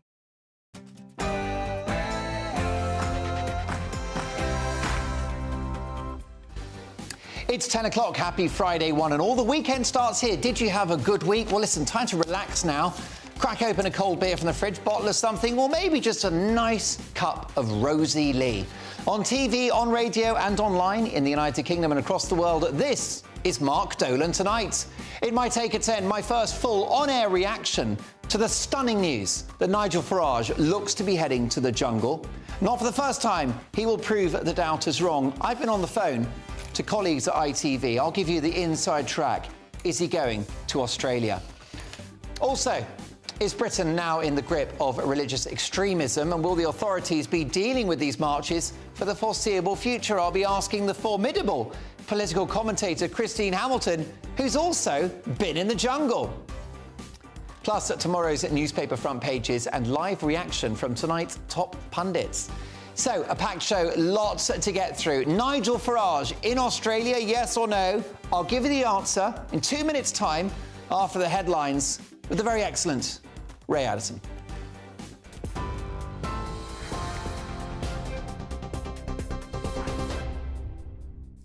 Thanks, Mark. Good evening. Our top stories. The Home Secretary has expressed her full backing for the Met Police ahead of the Armistice weekend. During a meeting with Sir Mark Rowley, Suella Braverman told the police chief she was confident that any criminality will be dealt with robustly. The force says an exclusion zone will be in place, covering areas including Whitehall and Horse Guards Parade, effectively banning those on pro-Palestine marches. They've also admitted it's likely that officers will have to use force. Ms Braverman's comments come as Rishi Sunak faces continued calls to sack the Home Secretary. She defied Downing Street by writing an article accusing the police of playing favourites with pro-Palestinian protesters. The Police Federation described her comments as unacceptable. 2 teenagers have been charged with racially aggravated criminal damage after Free Palestine was sprayed onto the cenotaph in Rochdale. One has also been charged with theft after poppy wreaths were taken from the base. Detective Chief Inspector Stuart Round said the damage has caused emotional distress in the local community. Israel's military says more than 100,000 Palestinians have moved from North to South Gaza in the last 2 days. Tens of thousands are thought to have made the journey today after the Israel Defense Forces opened an evacuation corridor. The deadline for that is now over. It's not yet clear when the next pause in fighting will be. NatWest has scrapped about £7.6 million in potential payments to Dame Alison Rose over her role in the Nigel Farage debanking scandal.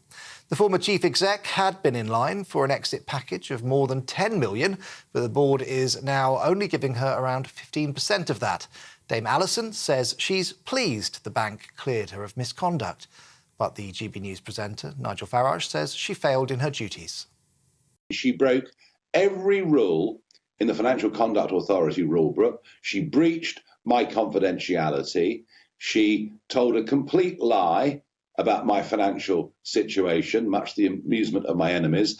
I was then forced to publish a subject access request, which contained a lot of very unpleasant and indeed deeply defamatory comments about me. And I had to do that to prove that the real reason I'd been debanked was because my views did not align with those of the bank.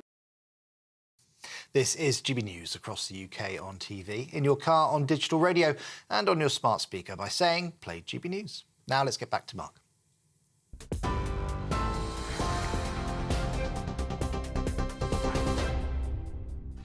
Fascinating stuff. Well, my thanks to Ray Addison, who returns in an hour's time. What a busy hour in store. Welcome to Mark Dolan Tonight. Is Britain now in the grip of religious extremism? And will the authorities be dealing with these marches for the foreseeable future? I'll be asking the formidable political commentator Christine Hamilton. Plus, tomorrow's newspaper front pages and live reaction in the studio from my top pundits. Well, we've rolled out the red carpet tonight. TV and radio star Mike Parry, showbiz journalist Stephanie Tecci, and author and campaigner Chris Wilde. Plus, they'll be nominating their headline heroes and back page zeros of the day. A packed hour, and those papers are coming, but first, my take at 10.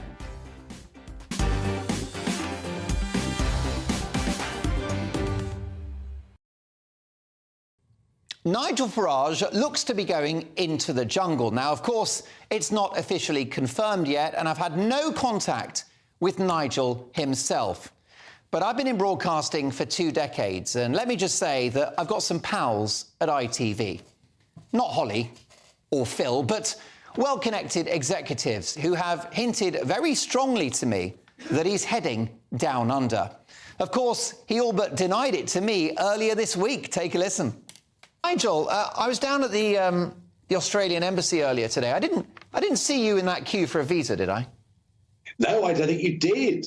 No, in fact, I'm certain you didn't, actually. I do have an existing Australian visa, so if I chose to go there on holiday, I could without too much difficulty. But also, well, luckily, we share an office, and I saw you trying out kangaroo testicles in the GB News kitchen. So have you got anything to tell us? Yeah, cut down on the booze, Mark, because you're clearly seeing things.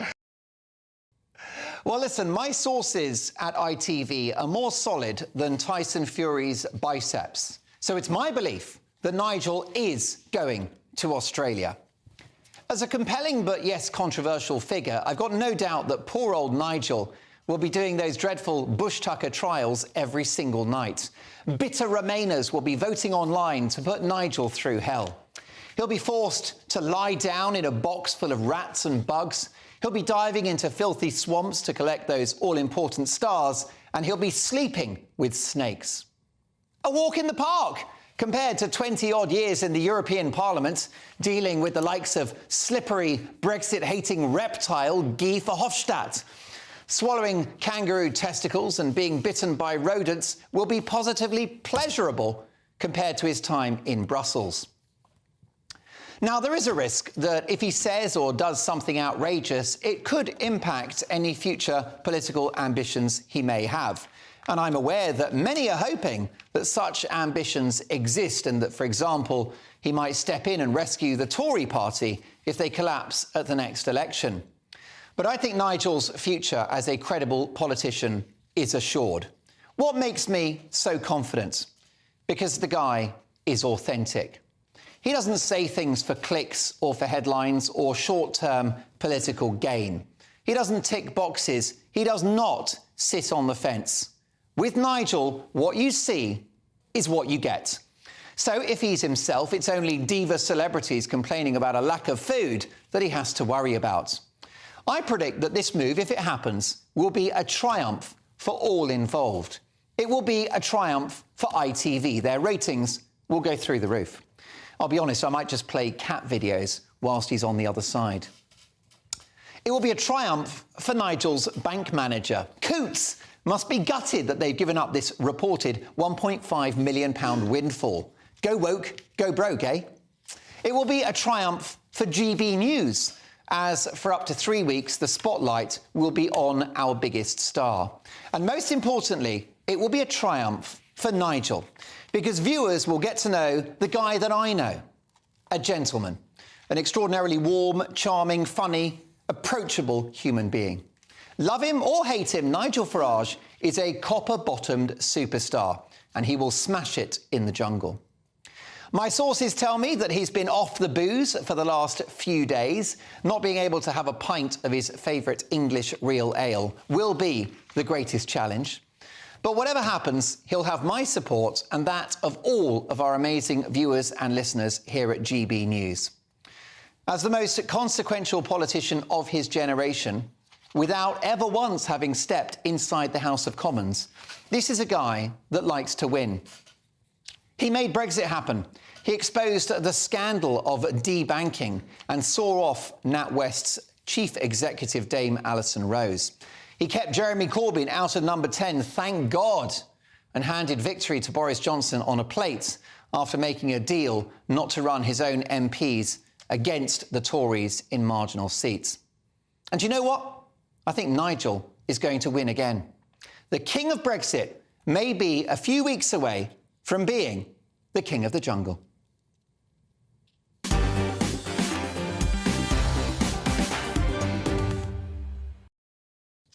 I've spoken to several ITV insiders. It is my view and my opinion that Nigel's going to Australia.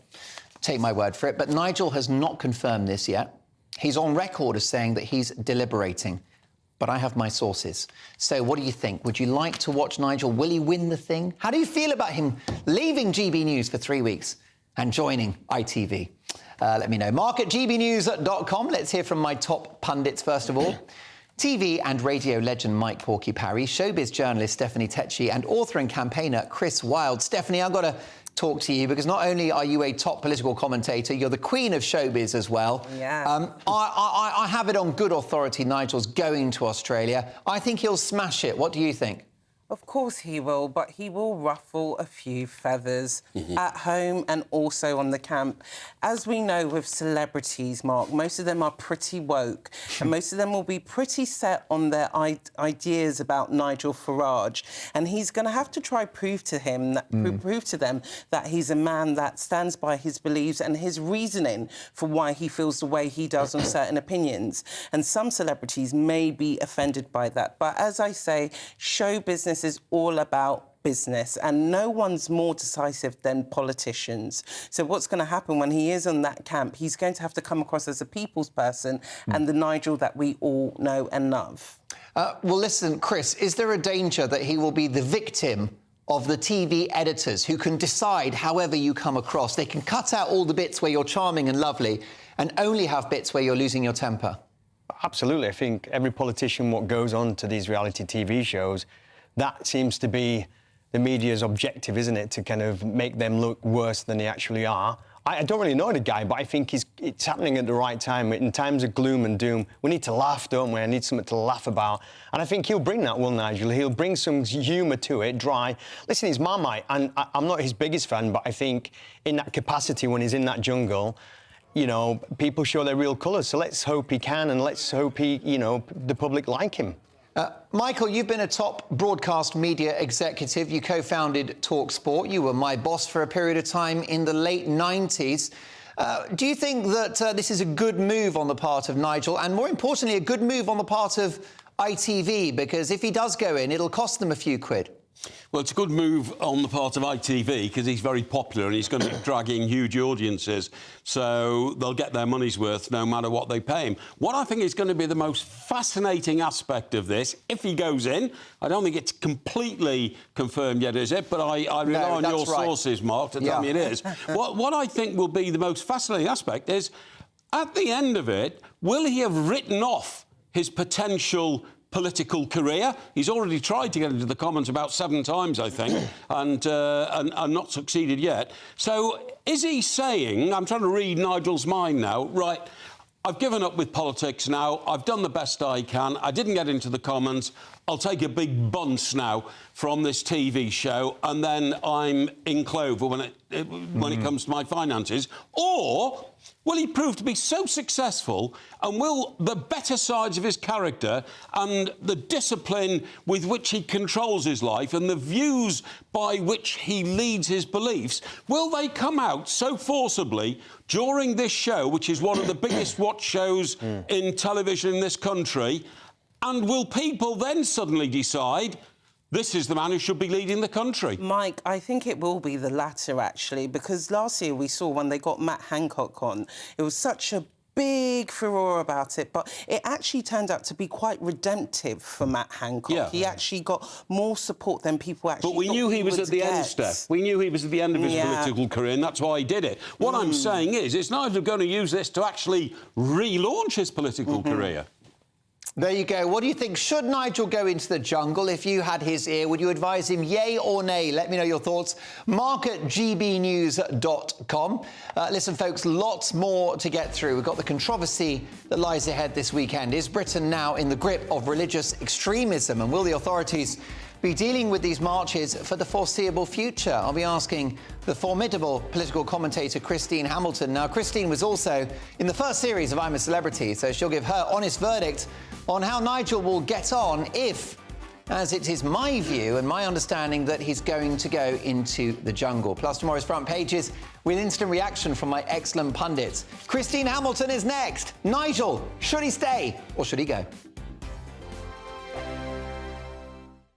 I'm Andrew Doyle. Join me at 7 o'clock every Sunday night for Free Speech Nation, the show where I tackle the week's biggest stories in politics and current affairs with the help of my 2 comedian panellists and a variety of special guests. Free Speech Nation, Sunday nights from 7 on GB News, the People's Channel, Britain's news channel. In a world of dull and predictable radio and TV shows. Oh, hi. On Mark Dolan tonight, we've got big guests. We drill into the big stories of the day. The show adds up to a brilliant listening and viewing experience. Mark Dolan Tonight is the most entertaining current affairs show ever, and that's a fact. Join me, Mark Dolan, Fridays and Saturdays from 9, Sundays from 10. Only on GB News, the People's Channel, Britain's news channel. There's only 3 people you can trust in life. Your doctor, your lawyer, and your nana. I'm not sure. So join me, Nana Aquare, at 3 p.m. every Saturday and Sunday, where we discuss the biggest topics of the weekend. Be ready for battle. Could you be quiet? What is this? It's my new teeth. It's your new teeth. I don't bite. Well, not without a good reason. Always honest, always fun. Every weekend at 3 p.m. on GB News, the People's Channel, Britain's news channel. So Jubes & Co, we tackle the issues of the day with real, robust debate, both sides of the fence, battling it out with me in the middle with my forthright opinions and views. And often really interesting things happen because you start with a position and then by the end of the debate you find actually, well, I might not have thought about that one. What we need in this country is 2 new political parties. You should maybe think about doing a 2024 calendar. I'm Michelle Dewberry and I'm keeping you company right through until 7 o'clock this evening. GB News, the People's Channel, Britain's watching. Join us every night on GB News at 11 p.m. for Headliners, which is 3 top comedians going through the next day's news stories, which is exactly what you need, because when the establishment has gone crazy, you need some craziness to make sense of it. Headliners. You don't have to bother reading the newspaper. We've got it covered for you. Every night at 11 p.m. and repeated every morning at 5 a.m. We won't send you to sleep like some of the other paper review shows out there. So join us 11 p.m. every night on GB News, the People's Channel, Britain's news channel. Who is it? We're here for the show. More energy this time! Welcome to the Dinosaur Hour. I was married to a therapist. And you survived? I thought we were getting Hugh Laurie. Second best. Bellissima. You interviewed Saddam Hussein. What's that like? I was terrified. I'm playing strip poker with these 3. Oh! No, thank you. My CDs need to be put in alphabetical order. Are you going to be problematic again? The Dinosaur Hour. Sundays at 9 on GB News.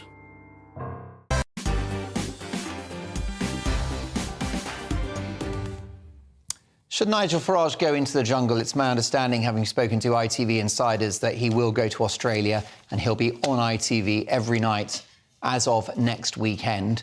Normally, I wouldn't encourage anyone to watch another channel. In fact, I still don't. But if Nigel's in the jungle, I've got no doubt you'll be watching. And what I'm going to do if he does do that is provide you with fabulous post-match analysis every time I'm on air. So from 10, when that show comes off air, you'll get a full response from me and my team.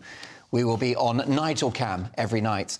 Good evening, Mark, says Dawn in Devon. Nigel is to be celebrated as he speaks without fear. And I'll be delighted to watch Nigel in the jungle. I hope the younger viewers will see his honest, outspoken values. Helen, Mark, I will miss Nigel on GB News, but I'll watch him every night, despite the fact that I haven't watched mainstream media for such a long time. And for the first time, I'll be voting on a reality show, Go Nigel. Patricia says Nigel is the greatest and he will win. But Karen says, Mark, I don't want Nigel to lower himself to the jungle depths. Say no, Nigel. Well, Nigel is reportedly undecided and he has not revealed, it's not been confirmed he's going in, but it's my understanding that he will. There you go. Well, look, I can be judged on that on Sunday, can't I? Let's hope I'm right. Or I'm in trouble with the bosses and Nigel. OK, folks, lots more to get through and let us crack on. It's time now for the Newsmaker. And let's get more on the planned protests for Armistice Day tomorrow. I'm delighted to be joined by the great British battle axe herself. Her words, not mine, Christine Hamilton. Hello, Mark. Christine, before we talk about the rather worrying events that are going to possibly happen this weekend, we've got some much-needed good news on a Friday night. It is your birthday. Yeah, it is, yes, it is my birthday. Another one down. How many more to go, I wonder? And I cannot believe you're now 50, but can I say you don't look it? And also... Go on. Well, first of all, I will just say, I'm sure Neil said it to you earlier when he brought you breakfast in bed, your husband, Neil Hamilton, but you are a beautiful woman, you're a fabulous broadcaster, and just the most delightful human being. So happy birthday from me and all of our viewers and listeners here at GB News. We love you loads. Oh, thank you very much, Mark. That's the best birthday present I've had all day. Speaking of which, we will get to the serious business of news and current affairs, but it is your birthday. Anyone that wants to go on Wikipedia will not believe the figure involved, but you look incredible. What did you get? Did you get anything? I mean, have you received the red carpet treatment from your other half? Yes, of course I have. And it did start with, well, not breakfast in bed, because I don't do that, but a mug of tea in bed. Of course it did. But most mornings start like that. I can't fault him on that. Unfortunately, we have had to go to a funeral today, so that wasn't ideal on my birthday, but it makes you appreciate how lucky you are still to be around. Most definitely. Well, my commiserations to the person that passed. Christine, we are very concerned, aren't we, all of us? A nation awaits what's going to happen this weekend. We're praying there won't be trouble, but it could kick off. What's the worst thing that could happen, do you think? What is your darkest fear about what might play out this weekend? Oh, do you know, I'm very angry about some of the things that are going on, but I'm also incredibly saddened by it, because I can remember not that long ago when the entire nation came together at 11 o'clock, 11, and everything came to a halt. If you were in a shop, everything stopped. If you were even the buses stopped. When I was a child, the buses stopped at 11 o'clock. They made sure they weren't running. So we've sadly come a long way from there, and it isn't going to be at 11 o'clock tomorrow, the great coming together of the nation that it always used to be. I just pray that there is no trouble. Any decent person wants there to be no trouble. One always fears that there are troublemakers in any crowd who will be out to make trouble. And there's 2 days, aren't there? There's Armistice Day tomorrow, and then there's Remembrance Sunday the day after. And I think we should be entitled as a nation to have those 2 days to remember the people who some of them gave their all. And it is such a moving weekend. And the sight of the veterans, the widows, and sometimes you get the little children marching with their dad's medals or their grandpa's medals. And it just is such a heartwarming sight. And please, God, we can just enjoy is the wrong word, but enjoy it in the normal way without any interruptions. We don't want anything to take away from this weekend of remembrance. You're absolutely right, and I think that should be the abiding message, and let's hope that wonderful message prevails, Christine. Should we have some fun, because it is Friday night, not only is it your birthday, but my sources tell me that Nigel is heading to Australia. He hasn't confirmed. ITV have not confirmed, but if he goes into the jungle, of course, you were there for the first series of I'm a Celebrity, weren't you? I was, and for what it's worth, I bet he's going in. I absolutely bet he's going in, so I'm sure we'll see him. He won't be able to resist. Yes, I was in the very first one when literally, oh my goodness, I'm on the screen now, there we are. Nobody really knew what was coming. ITV didn't know that the programme was going to be so successful. Look at my black eye. I can see I got a terrible black eye in one of the trials. The reason it's successful is because they make sure there's a mix of personalities that don't get on. They deliberately, when they asked me to go on the first time, I said no, because I thought I really don't need this. Life was pretty hellish in 2001. So they asked me again. They obviously hadn't got their middle-aged mother hen, which is, I was middle-aged in those days. And I loved it. I loved every minute of it. There was the odd, scary moment with snakes and all that sort of thing. But basically, I'm an outdoorsy girl, so the camping side didn't worry me. I didn't want it to end. I loved it. And I think Nigel will do well because he's a people person. And people were worrying that he has some medical problems. He might not be too good on the trials. You can get an out or a buy for the trials if you can't do it. Lots of people have done that, especially the older people. And I think he'll be very good. I think his problem is he can have a short fuse. I've been at the far end of it. He can have a short fuse, but as long as he keeps that under control. And it's a wonderful opportunity. You mentioned, I think, Mark, you mentioned the editing.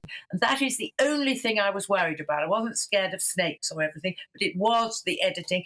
But they were certainly very fair with me, as far as I was aware.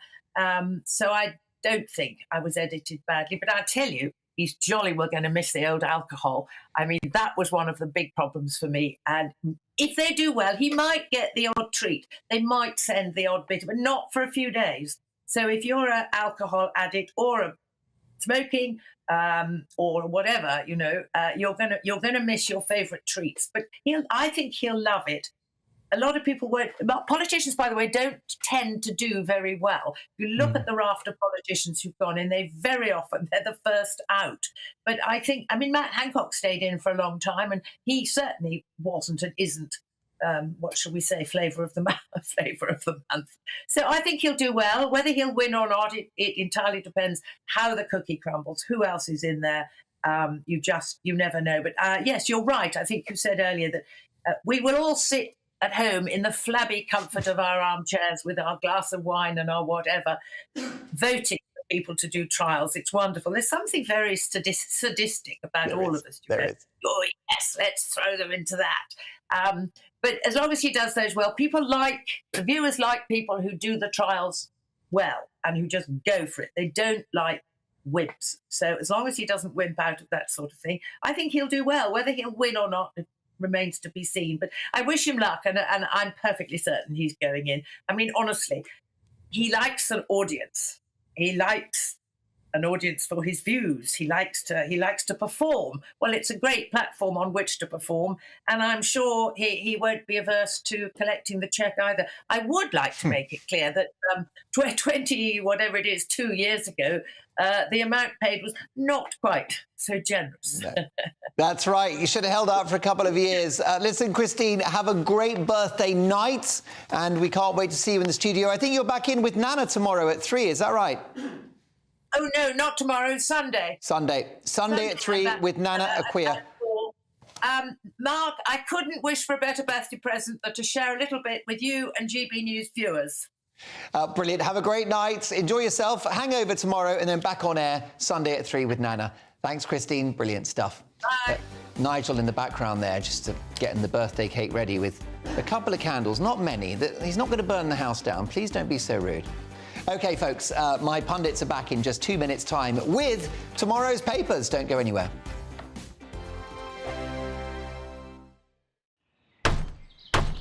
Who is it? We're here for the show. More energy this time! Welcome to the Dinosaur Hour. I was married to a therapist. And you survived? I thought we were getting Hugh Laurie, second best. Bellissima. You interviewed Saddam Hussein. What's that like? I was terrified. I'm playing strip poker with these three. Oh! No, thank you. My CDs need to be put in alphabetical order. Are you going to be problematic again? The Dinosaur Hour. Sundays at 9 on GBNews. Tired of the usual focus-tested, pre-prepared Westminster runaround? Well, so am I. So you want higher taxes? Is your department to blame for this? Are you rethinking this policy? Every Sunday at 9:30, I'll be sitting down with those in power to get the truth about the issues affecting you. Let's be honest, we've known about the cost pressures of this project for years, not months. That's the Camilla Tominey Show, a politics show with personality. On GB News, the People's Channel, Britain's news channel. Join me, Patrick Christie's, Monday to Friday, 3 till 6. We tackle the day's news agenda like you've never seen before. It's high tempo, high octane, the most controversial topics, and the best guests. You will not be able to take your eyes and ears off it. I'm not afraid to ask the questions that you really want answered. 3 till 6 p.m, Monday to Friday on GB News, the People's Channel, Britain's news channel. Now then, Lee Anderson here. Join me on GB News on my show, The Real World, every Friday at 7 p.m. I'm not eating bloody cat. Are you Delicious. mental? Open your mouth. OK, here comes a train. Reminds me of the scene in Singing in the Rain. Adam, is that a good one? Whoa! Join me at 7 on GB News, Britain's news channel. I'm Andrew Doyle.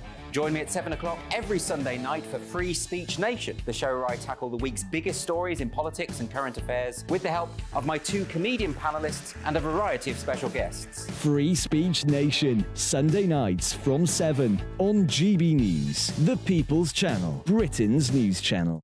GB News, unlike other broadcasters, isn't obsessed with the London-Westminster bubble. We think there's a nation beyond the M25, and that's why we talk about the issues that matter across the land. Join me on State of the Nation, 8 to 9 o'clock, Monday to Thursday, on GB News. Daisy's listening, and you should too. In a world of dull and predictable radio and TV shows, Oh, hi. On Mark Dolan tonight, we've got big guests. We drill into the big stories of the day. The show adds up to a brilliant listening and viewing experience. Mark Dolan Tonight is the most entertaining current affairs show ever, and that's a fact. Join me, Mark Dolan, Fridays and Saturdays from 9, Sundays from 10. Only on GB News, the People's Channel, Britain's news channel.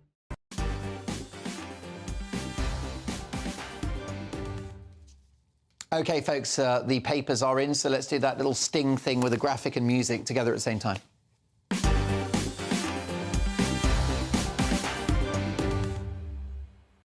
This show's not thrown together, and yes, we have a budget. Look at that. OK, The Times. Jamie Oliver, I'm scarred, bruised and wounded. Of course, he's had his business challenges over the years. I must say I've worked with him a couple of times. Really nice guy. Respect our sacred day, Sunak tells protesters, and an excellent portrait of King Charles. Smart thinking King Charles, who turns 75 on Tuesday, in a new photo by Rankin that features in The Big Issue to promote the Coronation Food Project's efforts to stop much-needed supplies from farmers and supermarkets going to waste. Charles at 75. What an excellent portrait that is. He seems, for once, to have a decent suit on. When I've seen him out and about recently in places like, where's he been? India and places like that? Correct. Kenya. His suits look as though he's just been pulled out of a swimming pool. Yeah, I know what you mean. He can look a bit crumpled, can't he? Yeah. No, definitely. Well, look, and I do a very dignified portrait. I want to talk about the King at 75 and your collective verdict on his efforts so far. Free calendar in the Daily Mail celebrates the King's 75th birthday, Charles and his grandchildren.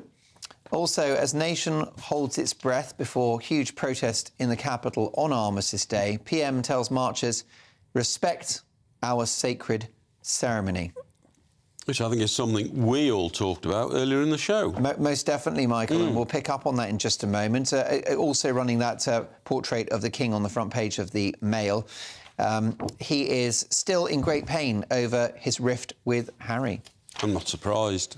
Definitely. Not surprised you, Steph. Well, I might get the inside track from Stephanie Tecci on that, who is the showbiz queen. Daily Mirror now. Biggest security alert. Torn apart. 2,000 police to keep peace during huge demos. Cop guard on cenotaph. All on Armistice Day. That is a magnificent picture of the cenotaph, isn't it?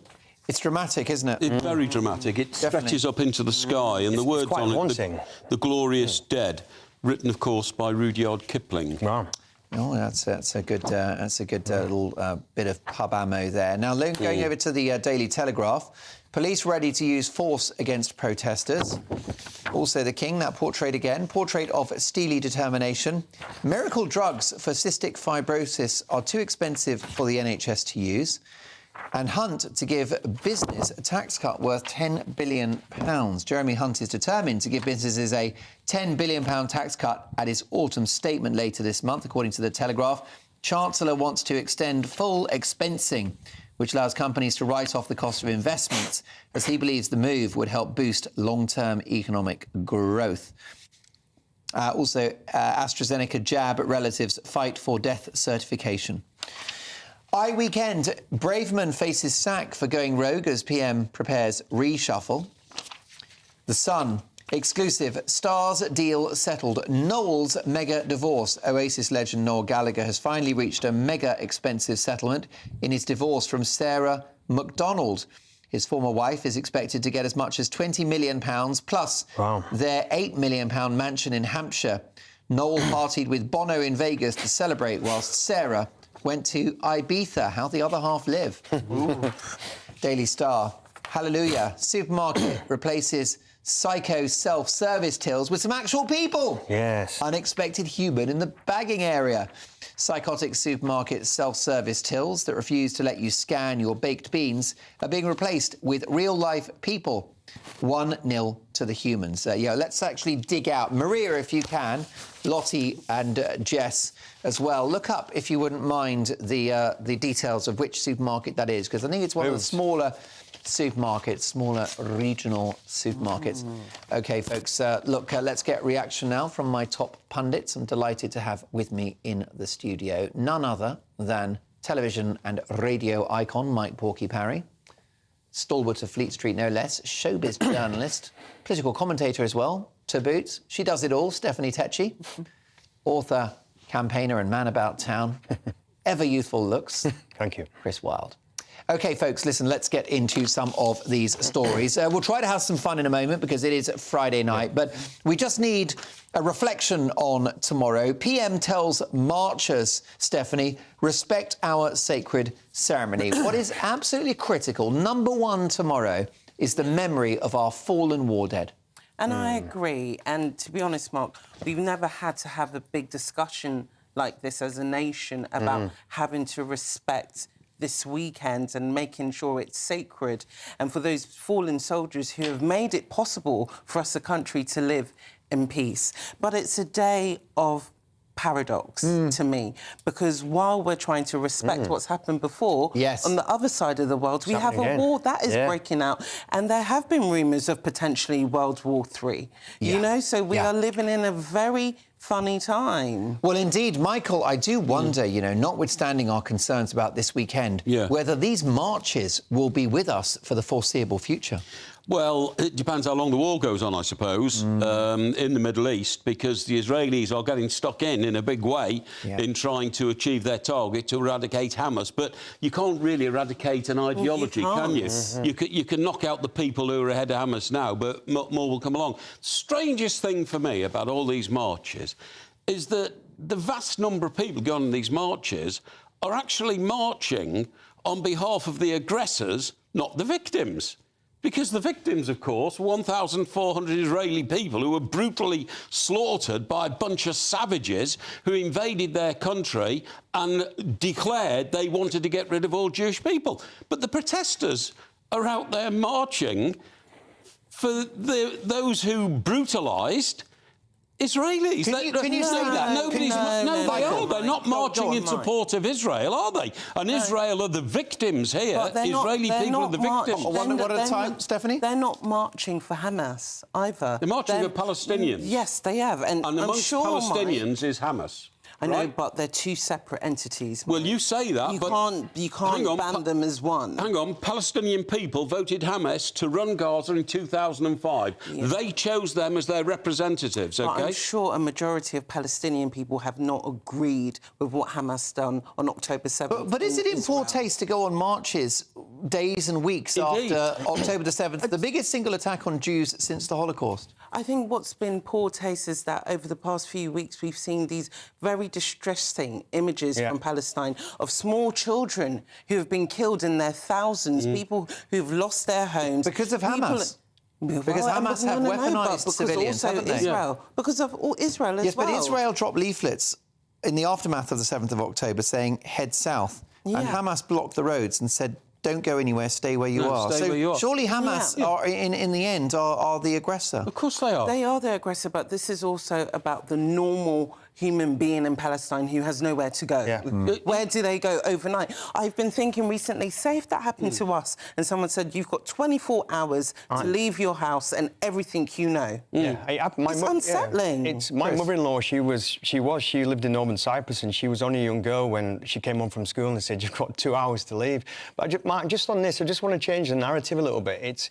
It's not about what's happening in the moment. There's a great unrest at the moment. It's a winter of discontent. And I work with a lot of young people and they are scared. They're suffering with anxiety because they're using that terminology, is there going to be World War III? A lot of people are marching is because of that unrest. They're not educated about World War II, and it's not. Times have changed, and I find it quite difficult to adapt to that. And when you try to educate people about World War II, about freedom, about marching, there's such a great unrest, and a lot of people are angry about everything. War, war, war, every day on TV. So you understand. But they know that World War II involved the Holocaust. Everybody knows that. That's why Israel exists as a country. Israel exists as a country because of the Holocaust, which took place during World War II. That's the only reason it's there. And when you talk about them dropping leaflets, I read a remarkable report today that the Israeli army, the IDF, Israeli Defence Forces, are ringing people up on their phones and saying, we're going to have to attack the homes you live in, you have 2 hours to leave. It's horrible. Well, nobody gave the Israelis any warning when they were slaughtered on October the 7th. The Israelis don't take hostages, they don't behead babies, they don't scorch human remains. Well, it feels like that's what they're doing but at the neither do moment. Palestinian people, Hamas do. It feels like that's what they're doing at the moment. Because how close are they to eradicating Hamas than from a month ago? I don't think they're any much closer. But we've seen about, over God knows, thousands of babies, young women, young men, old people who have died. Why? But Steph, why? I'll tell you why. Why? Because Hamas military leaders live underneath hospitals. They literally live underneath schools, underneath hospitals, in 300 miles of tunnels. So, Mike, are you telling me all of the citizens in Palestine have to die now? Of course they don't, but what I'm saying is that's what's they have to eradicate But that's Hamas. what's happening. How many Germans died in the Second World War to stop Hitler? Tragic and horrific. But it Hitler had to be defeated. Are there not parallels? But surely, Mark, there must be another way. There isn't another way. Look, the Hamas constitution says we have only one aim in life, that is to wipe out Israel. So if they don't get rid of Hamas, they're going to get wiped out. Chris, so they go after Hamas, and Hamas hide amongst people in hospitals and schools. Chris, is there another way? Yeah, of course. What is that other way? This might sound rather poetic, but I think we've got enough powerful leaders to come together and say, enough is enough. Stop this. Stop this catastrophe. Stop innocent people The getting Hamas murdered. won't stop, Chris, because they have an absolute determination to wipe out Israel. The reason you can't have a ceasefire is because Hamas would not recognise a ceasefire. They've said that. They said there'll be more October the 7th. So what are the Israelis supposed to do? They said again and again, was their spokesman last week, and he said that it's a valiant and justified battle. But listen, of course, the bottom line is there are no winners, and we can hope for a diplomatic solution sooner rather than later. It is Friday, so should we have a bit of a jolly story, right? And I'm loving this one, Chris Wilde. It's not poor old Noel Gallagher's divorce. Might cover that in a sec. But well done, the Daily Star, for spotting this one. Hallelujah, supermarket replaces psycho self-service tills with some actual people. Now, well done to Katie, Jess, Maria and the gang for finding out it was, in fact, Booth's Supermarket. Do you know Booth's? I know of it. It's quite Lottie. it's quite a posh place. Don't forget I hear. Yeah, it's kind of posher than Waitrose. Booths. Where are they situated? The Booths? north. So anywhere past Leicester. So they're pretty smart, are they? Yeah, apparently so. Very expensive. Okay, and look, well done them. So you will get a human being to swipe your, purchases. Finally. I don't want that. Oh, but the I thing don't is, want human beings behind a counter looking at what I buy and being judgmental. What are you trying to hide? No, I'm not trying to hide. I'm not trying to hide anything. Michael. But I'm telling you, I'm an ace on swiping all my groceries. Get in, get out. The problem is, it breaks down about 8 times and you end up spending 2 hours in the not for me. And also, Michael, when you use the self-checkout, how often does it say approval needed? Every time? Yeah. Quite often, but I'm smarter than the average bear. And what I do is, with the case of wine, that goes first, and then while you're getting the rest of the stuff done, the woman's watching the flashing light. She comes over, puts her ticket on it, and you're home and dry and clear. It's all about human interaction, Mike. Thank you, This is what we need more than ever in society. I haven't got time to listen to a woman behind the counter saying, "Oh, isn't the weather nice today?" Mike, you're having a nice day. I don't want small talk. I don't want no small talk. But that's also someone's livelihood. That is someone getting paid to do that job. So the more we give these machines power, that's people who are losing do you know work. what Mike needs? Mike needs a hug, I think. No. Thank you, Steph. That's very kind. Remember, somebody's got to install the machine and maintain the machine. That is a job, OK? Brilliant stuff. Maria, I'm going to need a reminder of the text poll, so yell that to me when you get it, please, because I'm going to quickly mention that. So listen, folks, we've got a really, really big part to come. Very, very excited about this. We've got more front pages. Plus, my pundits will be nominating their headline heroes and back page zeros of the day, including the Beatles and some Mike Rowley and also Suella Braverman and others. So, look, we've got some great stories to come. Plus, I have been asking you in an exclusive Mark Dolan Tonight People's Poll, if he enters the jungle, which my understanding is that he will Nigel Farage win I'm a Celebrity? The results are in. I shall reveal all next.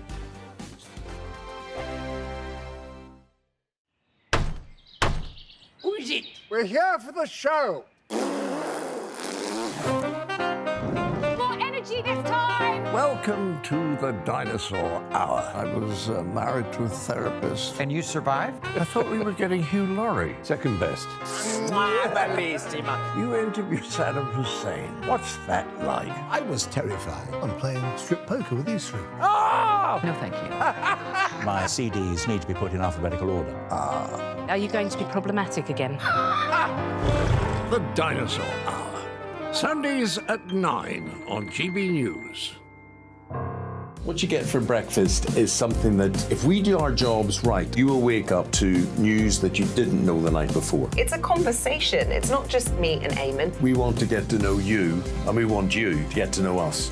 From 6, it's Breakfast with Eamon and Isabel. Monday to Thursdays on GB News. Britain's news channel. People in Britain, they love free speech, but they also love fair play. I don't care if I'm speaking somebody from a trade union, from the Labour Party, somebody from the SNP. And I think the viewers like to see that actually we can challenge one another, but in a positive way.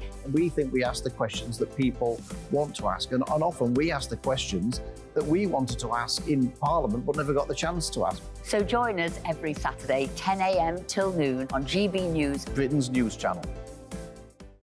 Nightmare commute.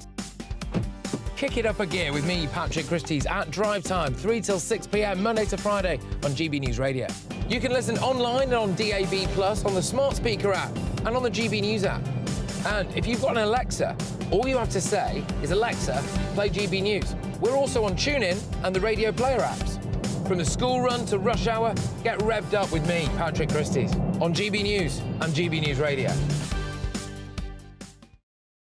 Tired of the usual focus-tested, pre-prepared Westminster runaround? Well, so am I. So you want higher taxes? Is your department to blame for this? Are you rethinking this policy? Every Sunday at 9:30, I'll be sitting down with those in power to get the truth about the issues affecting you. Let's be honest, we've known about the cost pressures of this project for years, not months. That's the Camilla Tominey Show, a politics show with personality. On GB News, the People's Channel, Britain's news channel. Join us every night on GB News at 11 p.m. for Headliners, which is 3 top comedians going through the next day's news stories, which is exactly what you need, because when the establishment has gone crazy, you need some craziness to make sense of it. Headliners. You don't have to bother reading the newspaper. We've got it covered for you. Every night at 11 p.m. and repeated every morning at 5 a.m. We won't send you to sleep like some of the other paper review shows out there. So join us 11 p.m. every night on GB News. The People's Channel, Britain's news channel.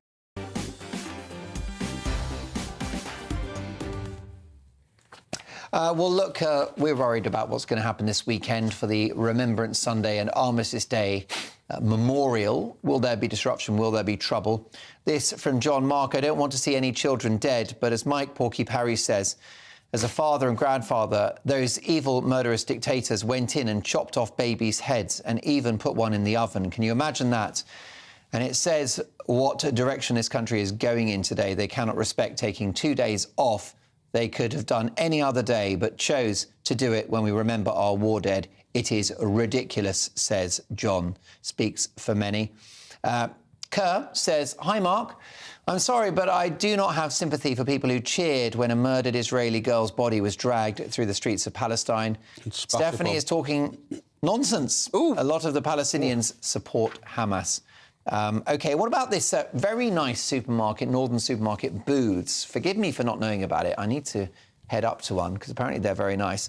They are at Clitheroe and Macclesfield, not sure Buxton, says Sonia. But they've done a very good thing, which is they've got rid of the self-service checkouts, so you get a human being to sell you your shopping.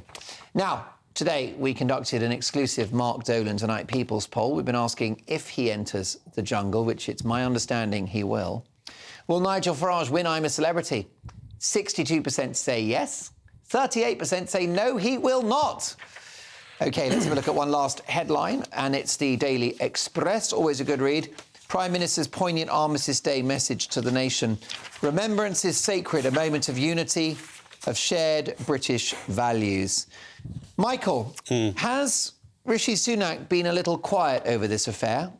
Well, I think Rishi Sunak has not shown what I regard as the cold, hard steel of leadership, OK? Because he's vacillated between whether or not I should actually sack Suella Braverman, whether I shouldn't, what will that do for me on the back benches, and, frankly, in a situation like this, for instance, Mrs Thatcher would have either chopped the minister involved, or she'd have issued a public statement and said, I entirely agree.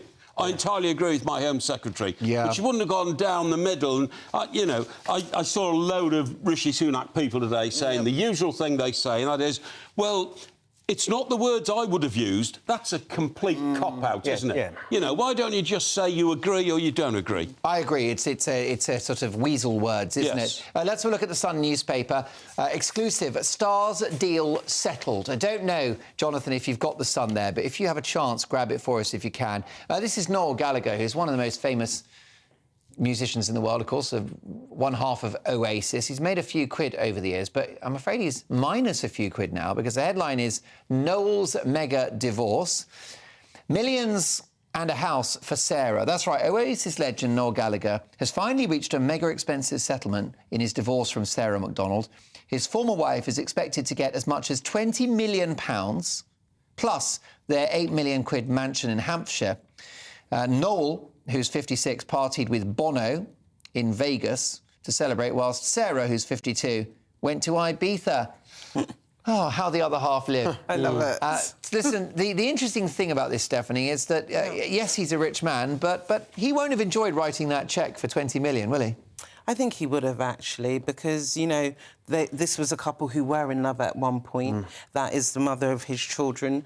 So I think he's going to... I hope they've got children together, but I think they do. I think they do, yeah. They've got at least one, I think, a couple. And you do have to end these kind of high-profile marriages with money. You know, in Hollywood, they're quite lucky because they're quite saved by prenups, where if you're over here, you don't really have that security. And we're talking about Noel Gallagher here. He's quite a wealthy man, you know? know? So he's going to want to make sure that she is well settled for the rest of her life. Do you think that a prenup was involved? If it's 20 million, because, I mean, don't you sort of split your wealth down the middle? And he's worth more than 40, isn't he? Well, so that's why I think he's been quite lucky with this, because he could have paid much more to her. So they must have had something in place. And you know what? Maybe she didn't press for more. Yeah. Because you can get some women who can Mutual be quite respect, scornful and will literally take their... half the fortune. Take them to the cleaners. We've seen settlements of up to 350 million quid, usually from a Russian oligarch or an American billionaire. But those sort of settlements have been Chris, paid out. is it ethical for her to walk away with that much cash, given that he made that money through music? Yeah, do you know what? I mean, my wife, she looks after my kids, and although I'm not worth millions and millions, but if I was, and I would want to give a half to make sure my kids are safe, of course. Briefly, Stephanie, he was really in love with this woman. I mean, I just remember interview after interview going, this woman is the love of my life. He had problems with the previous lady. Yeah, Meghan Matthews. But these two, it would look like the ultimate showbiz marriage. Well, I was surprised when they split. Well, that's the thing with showbiz marriages, Mark. When they go outside in front of the cameras, they put a united front, but no one really knows what happens behind closed doors. Who knows what happens behind closed doors? How smart was Sir Paul McCartney? Because he's a billionaire. And Kevin Costner. And he got away with 30 million quid. Nothing, and he's almost a billionaire, isn't he? He's a billionaire. Pretty good. Even my hero Elton John got a divorce, and that lovely lady Renata Blau, she only took a couple of million. He said that she would have taken him to the cleaners, but she didn't, so fair play. Listen, let's have a look now at your headline heroes of the day. Michael, who well, we've been talking about pop music, so who's your hero? The Beatles, have to be. They've got a #1 record, 60 years after their first one. How about that? That's brilliant. Now and then, retrieved, of course, from old tapes put together by John Lennon. But for me, the Beatles are everything that music is, and they are my heroes. Well, indeed. I got in big trouble with Tony Blackburn last week on his radio show, who's ranting about me because I posed the question, are they overrated? Are they overrated? But I'm pleased to reassure Mr Blackburn, we debated it, and the answer was no, they're not. They are the greatest band of all time. And I've got to say, I love Ringo and I love Paul, and I'm so glad they're still with us. Yes, still making great music. Yes, I agree. And remember, they brought down the Berlin Wall. Once the youngsters of Russia suddenly started receiving smuggled-in music from the West, the only thing they wanted to listen to was the Beatles, and the more they listened to it, the more they realised the West is a better place than the East. Bring down the wall. There you go. OK, well, let's power through these if we can, folks. Now, Stephanie, your hero of the day. It's the Hollywood actors that stood by their guns and they made sure they got a good deal from all these powerhouses such as Netflix, Amazon, who have the money to pay actors what they're worth. It's OK if you're Leonardo DiCaprio, but if you're at the bottom of the chain, these people have been suffering. So well done to them. They finally struck a deal. Amen. Chris, briefly, your headline hero. Yeah, just quickly, this student, James Copland, who spent his student loan on buying a house, then he bought another house and bought another, has become a multi-millionaire. And they say, but students waste all their money on drink and partying. What a productive lad. Yeah. Michael, I love this story. We don't have long for it, but your back page baddie.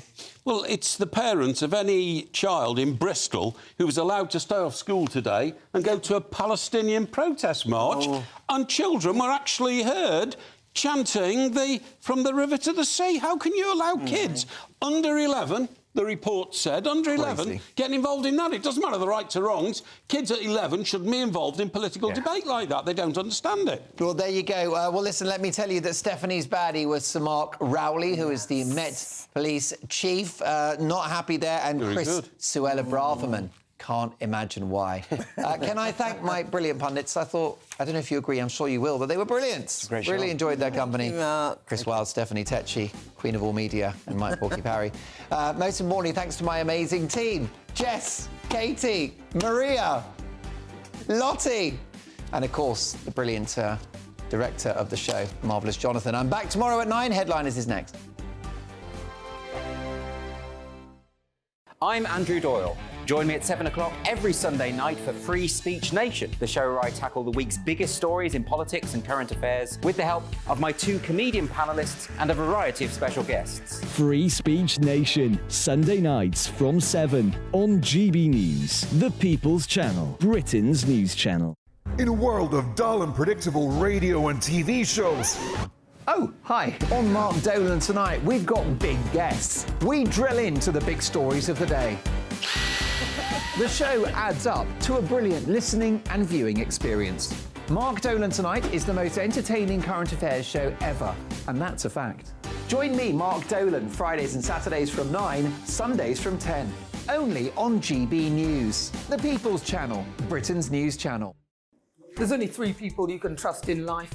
Your doctor, your lawyer, and your nana. I'm not sure. So join me, Nana Aquare, at 3 p.m. every Saturday and Sunday, where we discuss the biggest topics of the weekend. Be ready for battle. Could you be quiet? What is this? It's my new It's teeth. your new I teeth. know. I don't bite. Well, not without a good reason. Always honest, always fun. Every weekend at 3 p.m. on GB News, the People's Channel, Britain's news channel.